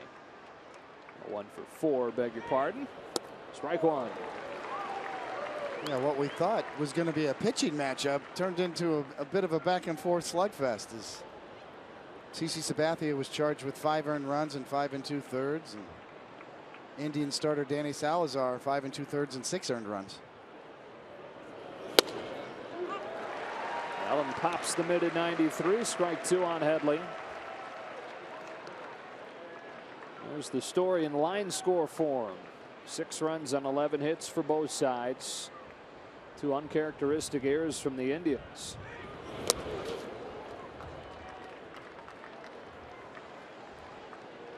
Now, because they were able to get Miller through 2 outs in the ninth, you didn't bring Chapman in until the final batter to get Uribe. Yankees will still have Chapman available for the bottom of this 10th.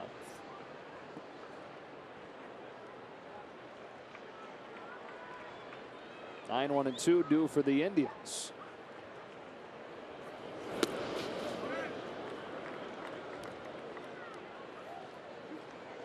Good news for the Yankees that they can run Chapman back out there. The bad news is Cleveland's closer still in there too, and Allen.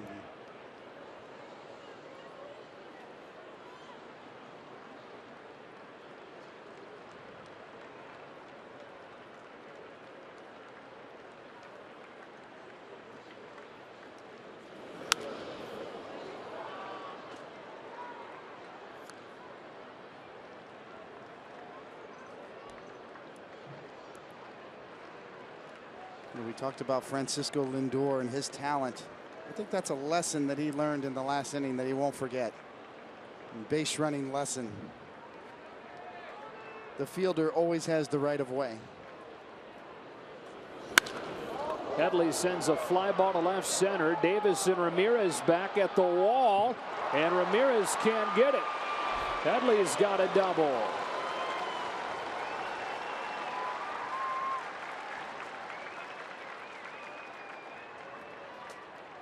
So the Yankees with a go-ahead run in scoring position with one gone here in the 10th.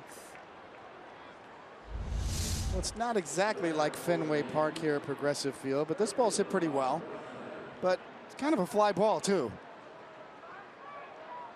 And that 370 mark right there, maybe 375 where he hit it, that comes up quickly there in the gap, and that's why they made the wall higher. But nonetheless, Chase Headley a double with one out here in the 10th. So the Yankees will see if the bottom of the order can get it done. Rob Refsnyder is 1 for 4. His lone hit, an infield single in the 6th.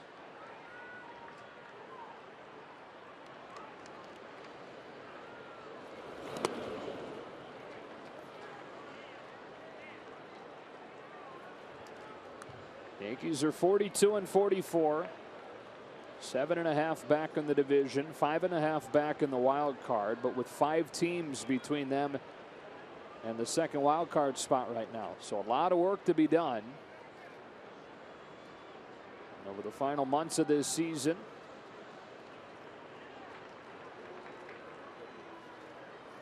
here's a 1-0. Refsnyder pops it up. Shallow center, Lindor calling and giving way to Davis.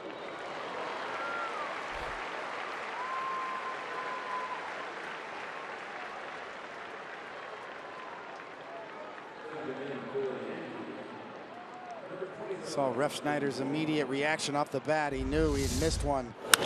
Got a fastball to hit and got beat.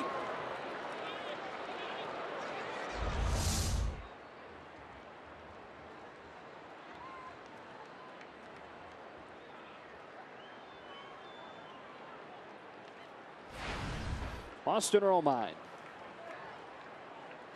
Pinch ran for Alex Rodriguez after Rodriguez walked in the 6th and came in to score what was a go-ahead run at the time on a bases clearing triple from Brett Gardner. Second trip up there tonight. Walked his first time and has a nice swing at a fastball for strike 1.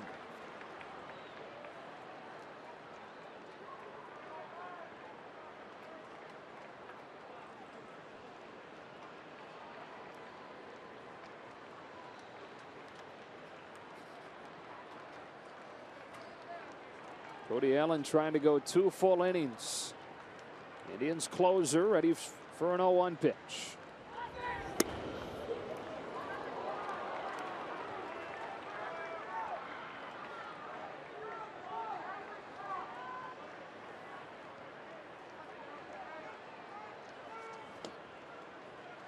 Clearly more of a sense of urgency for the Yankees, not only in the trying to get a win out of this game, but a tie game on the road with your closer already committed.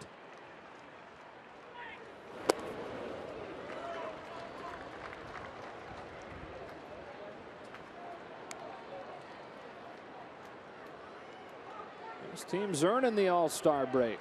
Game was what, 3.5 hours through the 9 innings. On to the 10th now.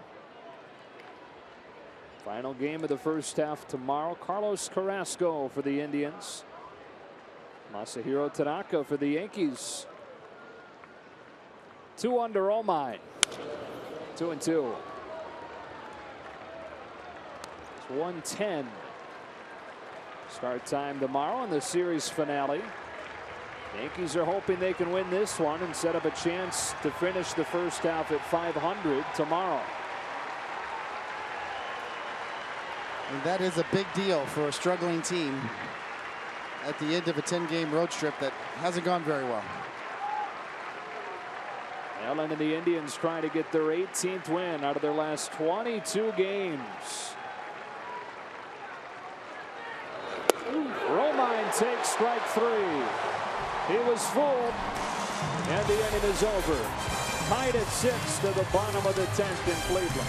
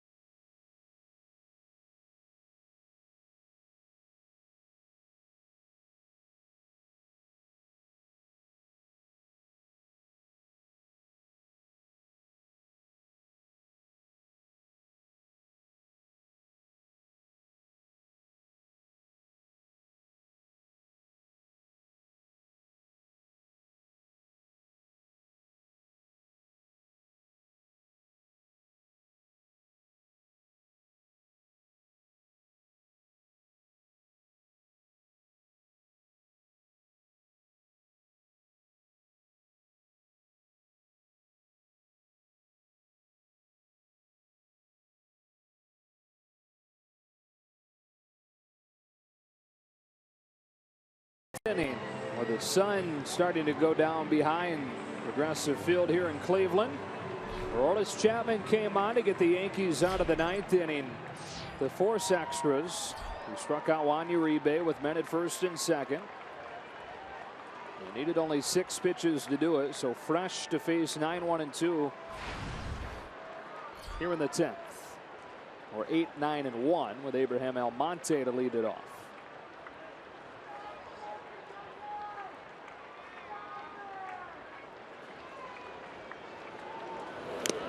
Almonte started the 8th inning with a double, but was stranded at second. And then again, the Indians had the first 2 men on in the 9th and could not score.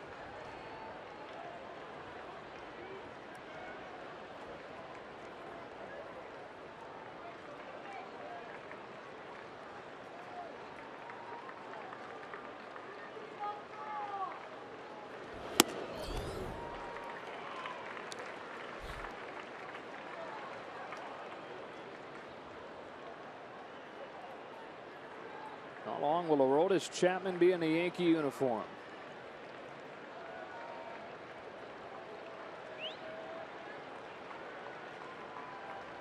Is 1-1. Almonte fouls it off. 1 ball and 2 strikes. The Yankees obviously have never had any names on the backs of their uniforms, so they're defined by their numbers. And number 54, I think about Goose Gossage, another great closer, Hall of Famer. It worked pretty well for him. But you're right. How long Chapman wears that number is the question at this point.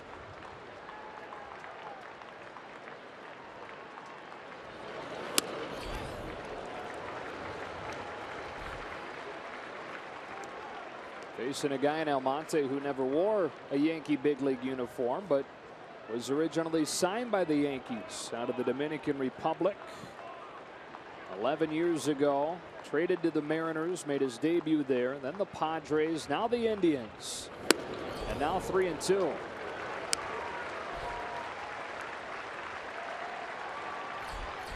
John Gomes due next, then the top of the order for Cleveland.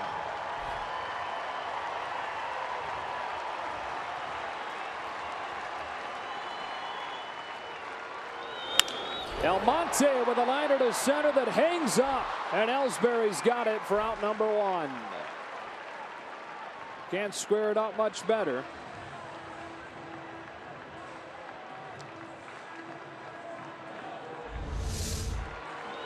Well, Yankees home radio guy John Sterling's famous for his call of "That's baseball, Susan," and line drive right there. Almonte almost had a home run earlier. He swung the bat so well.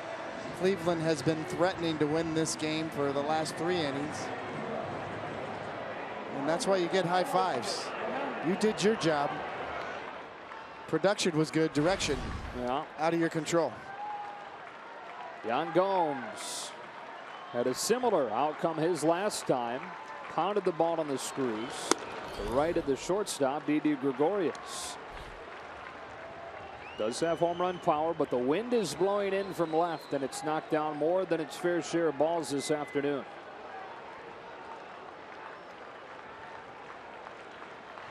Chapman's 1-0, and Gomes fouls it off. Strike 1.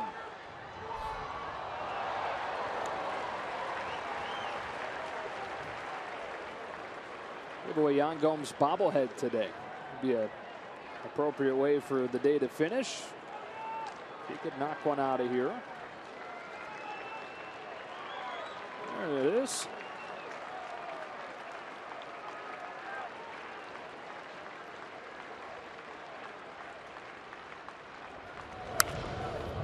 Fisted down the right field line. Refsnyder's over, and it's just foul.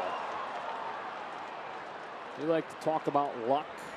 I think Gomes would like just a touch of luck to come his way this year.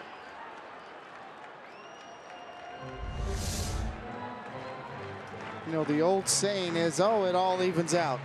No, it doesn't. Maybe over the long haul, large sample sizes, but for a half a year or even sometimes a full year, it does not even out. A guy that was one of the best hitting catchers in the game in 13 and 14. Dealt with injuries last year. Things have snowballed on him this year. Really struggled. And out number 2 against Chapman in the 10th.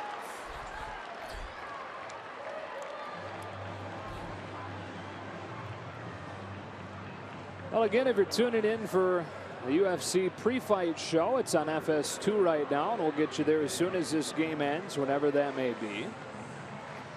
Or you can check it on Fox Sports Go.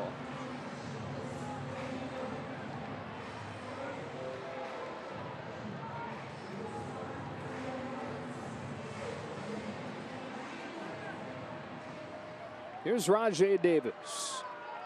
The base is empty and 2 gone. Chapman trying to work a perfect 1 1/3 in relief. Slider for a strike.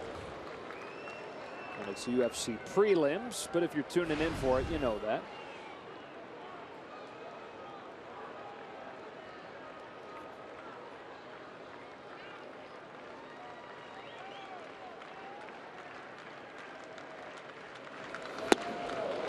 Well, after the 10th, that's where things get a little bit murky. You don't figure Chapman's going to be run back out there for the 11th. You don't figure Allen's going out there for a 3rd inning. And neither team, no team is great once you exhaust your back end guys like these teams have done. Half-hearted swing and a miss. 1, 2, 3 go the Indians in the 10th, and we go to the 11th.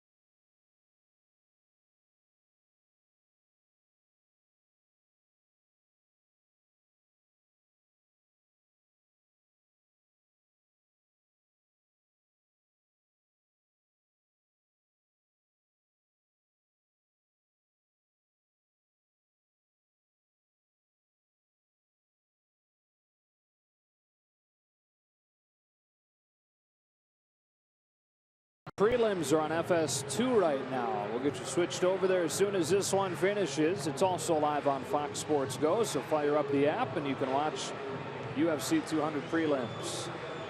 In this game, we're locked at 6. Tommy Hunter comes in to pitch the 11th inning.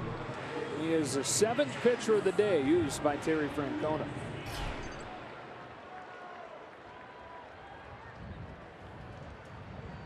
Top of the order for the Yankees, Brett Gardner.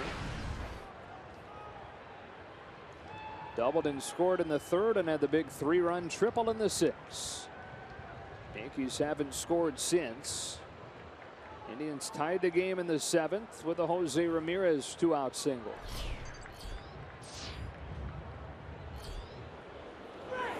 Gardner shows bunt, takes ball 1.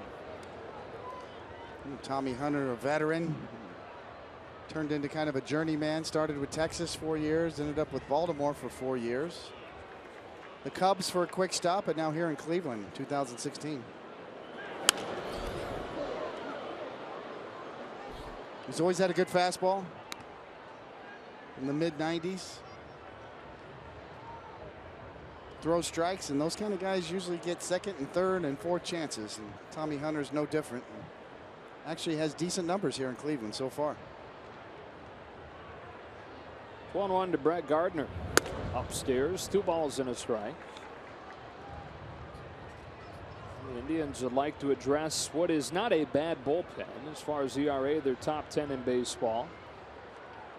What a spot that, as the deadline approaches, the Indians will be searching for help in. 2-2 on Gardner.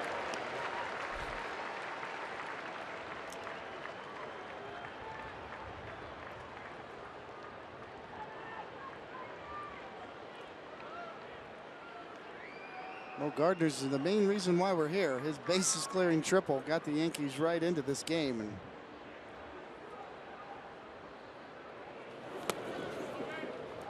Alex Rodriguez with a big pinch hitting appearance, worked a walk, brought up Gardner with the bases loaded, and he cleared them with a triple.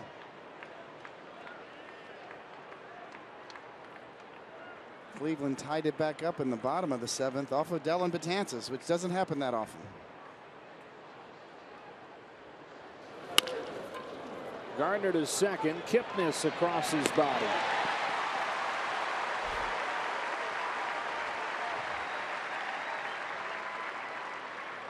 Kipnis set to lead off the bottom of the 11th for the Indians, but a nice defensive play to start the top. Pretty good to be a Cleveland fan right now with those 2 guys up the middle, Lindor and Kipnis. Pretty consistent, pretty good to watch. Pretty good to be a Cleveland sports fan, period, right now. I don't know if the Browns could just get it in gear this fall. There's Ellsbury with the bases empty and 1 out. There's the cue. The parade here. The NBA title, 1.3 million people, I think I saw the number was.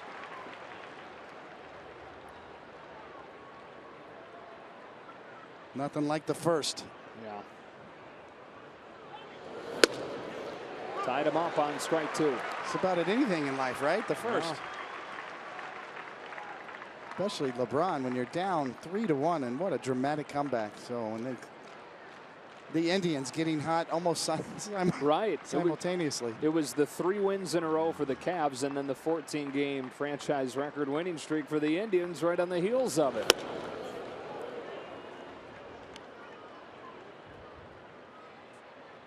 Indians got that 14th win in a 19-inning game in Toronto last weekend. I was hoping you weren't going to bring that up. Yeah.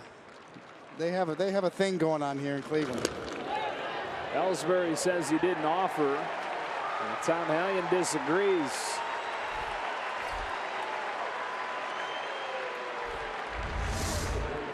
From the side, right on the borderline.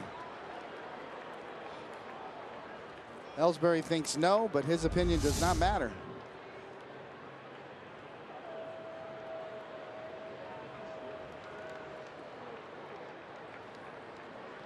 Jason Shreve, answer to the question, who replaces Chapman?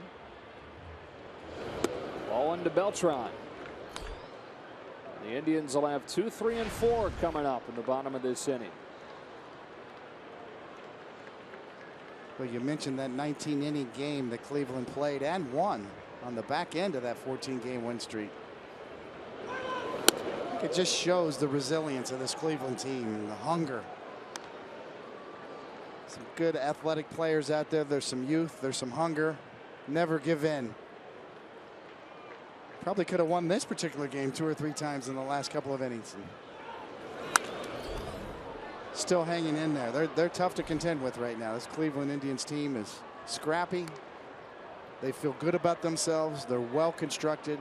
Their pitching keeps them in every game. It's not an easy place to come and play right now.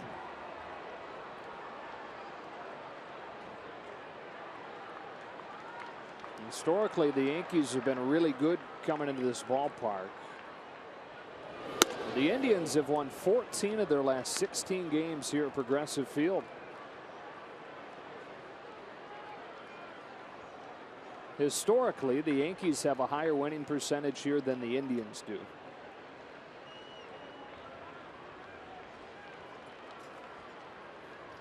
Beltran looking for a pitch that he can drive in a 6-6 game. He got one, but hit it on the ground. It sneaks through for a base hit. Not too often ground balls find their way through the shift.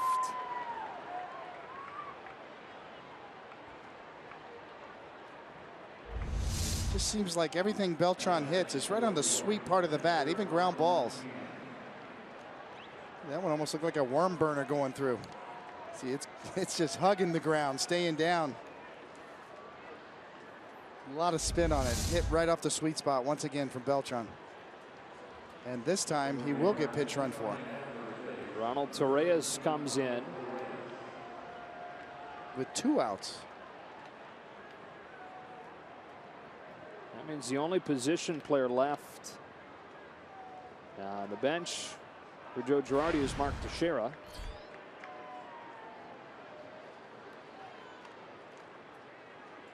Here's McCann.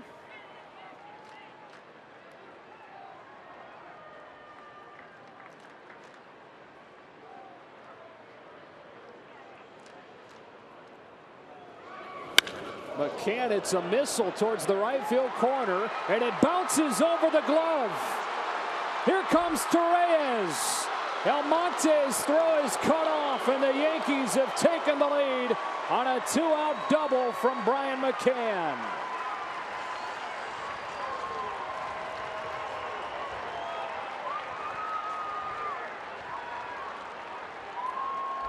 That'll make your manager look good. Right on the heels of pinch running for Beltran.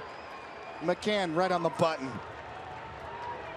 And the Yankees have gotten some breaks down in the corner as balls bouncing over outfielders' heads on doubles, and Torreyes is off to the races, and there's no doubt here. He runs well, and about this time the ball's bouncing over the right fielder's head, and no doubt about it, he's going to make it easily. Scoring from first on McCann's double. And Brian McCann locked in right now. Exit velocity on that ball is 106. Major league average is about 88. A lot of loud sounds coming off of that bat today. Now do you consider running Chapman back out there? I'm sure Joe Girardi's tempted. Yeah. It's a great point, Joe, because his pitch count is not too high. I'm not sure. He's still out there. It's only thrown 19 and 1 1/3.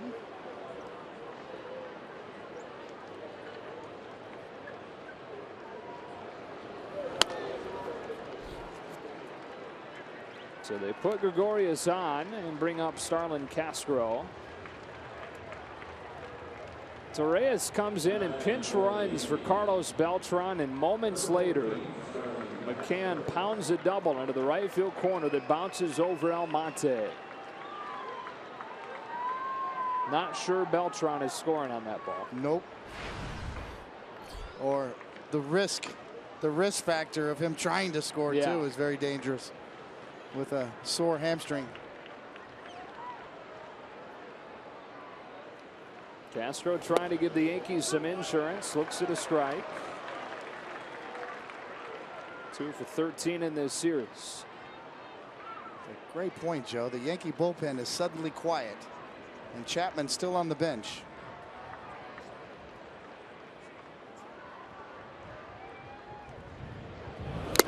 He would have to earn it. 2, 3, and 4 due out for the Indians. It's Kipnis, Lindor, Napoli. Somewhere Goose Gossage is going. Run him back out there. Are you right. kidding me? 1 1/3. Yeah. Come on.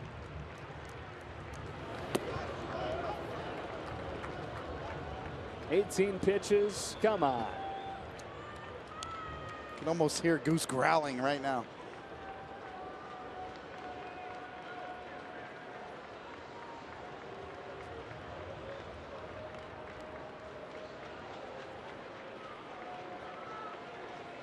Hunter's 1-2 to Castro. Tails in there for strike 3. But the Yankees have taken the lead, and a double from Brian McCann. Will Chapman come back out?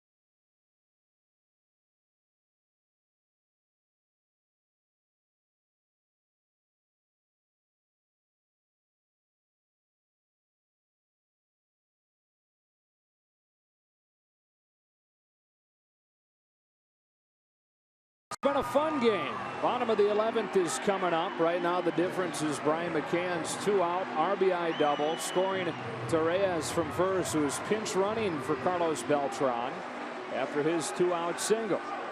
Yankees trying to take a 2-1 series advantage, trying to give themselves a chance to finish the first half 500 with a win tomorrow. And Chapman does in fact come back out. He'll try to go 2 1/3. He's gone 2 innings 11 times out of the bullpen in his career. Last time was last July, and it was against Cleveland.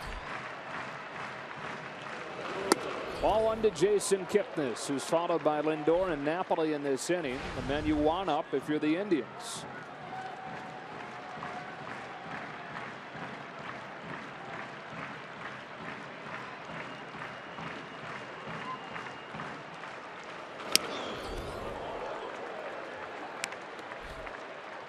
So while Chapman has those handful of 2-inning outings, he's never gone 2 1/3, and this would be 2 1/3 with him getting the final out of the 9th inning.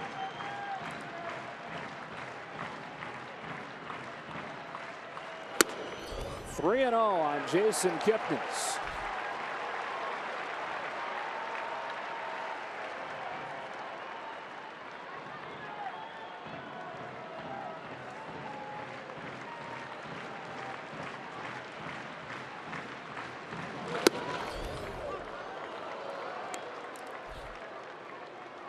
You know, with a pitcher like Chapman, you know, Brian McCann is almost better off just staying right down the middle. You know, most catchers nowadays move in to out, pitch to pitch.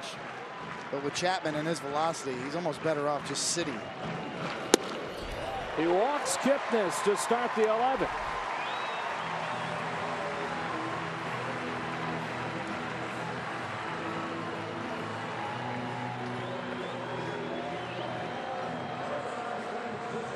You didn't think this was going to be easy, did you, Joe?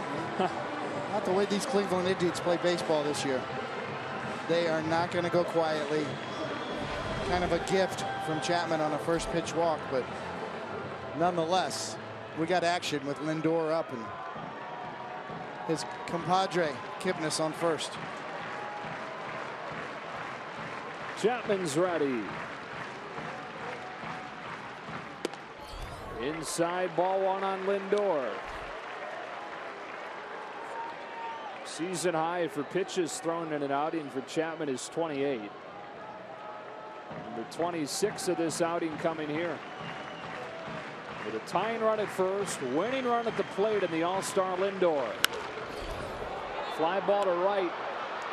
Ref Snyder's there.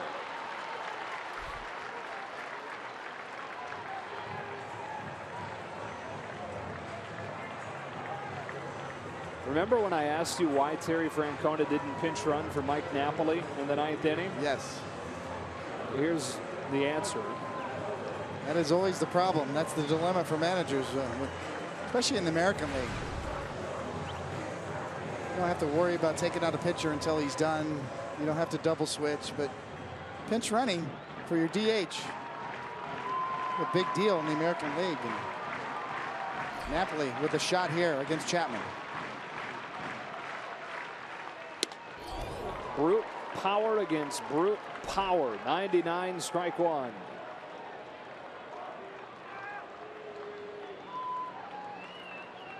Napoli's walked 3 times today.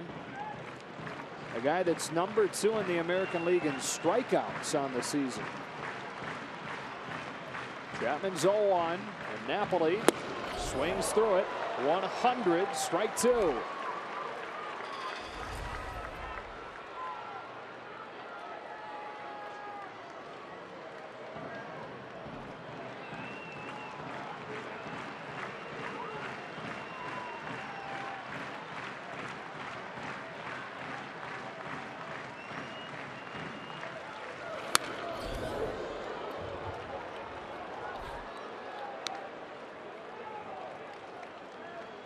Pretty good swing, pretty good pitch. For Chapman, the battle is to go up the ladder just high enough out of the zone to get Napoli to swing through it. For Napoli, swing hard, even with 2 strikes.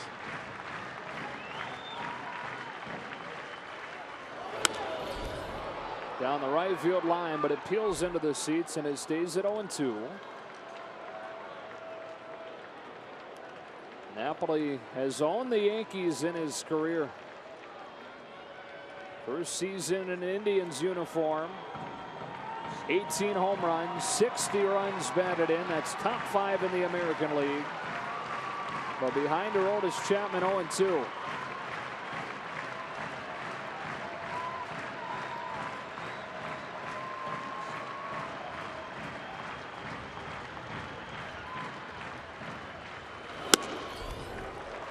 One for ball one.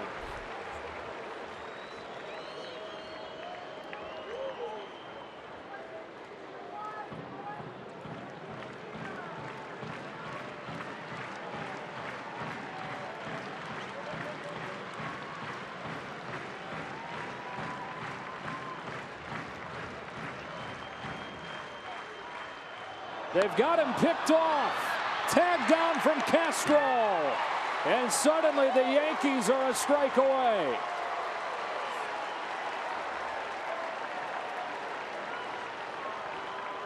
Kipnis caught leaning, and they get him for out number 2. Well, somebody saw something on the Yankees bench, because the pickoffs are called from the bench by Tony Pena. So you tell me, the one time Chapman throws over there, he's right. So somebody deserves some credit on that Yankee bench for either guessing right or seeing a sign that they knew. And that guy's one of the best in the business, Tony Pena. One of the great catchers of the generation as well. And just like that, it's finished. Chapman strikes out Napoli, and in the blink of an eye, the Indians go from getting a leadoff walk to being finished off by Chapman's first career 2 1/3 inning outing.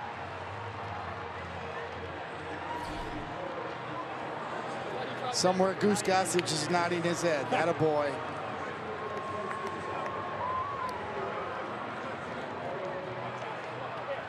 Let's go ahead and show you how this came down.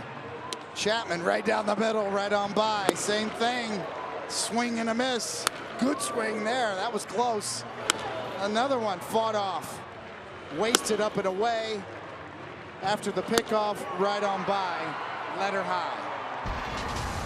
And so the Yankees win Game 3 and will have a chance to go into the All-Star break at 500 with a win tomorrow. We go to Kevin Burkhardt in Los Angeles.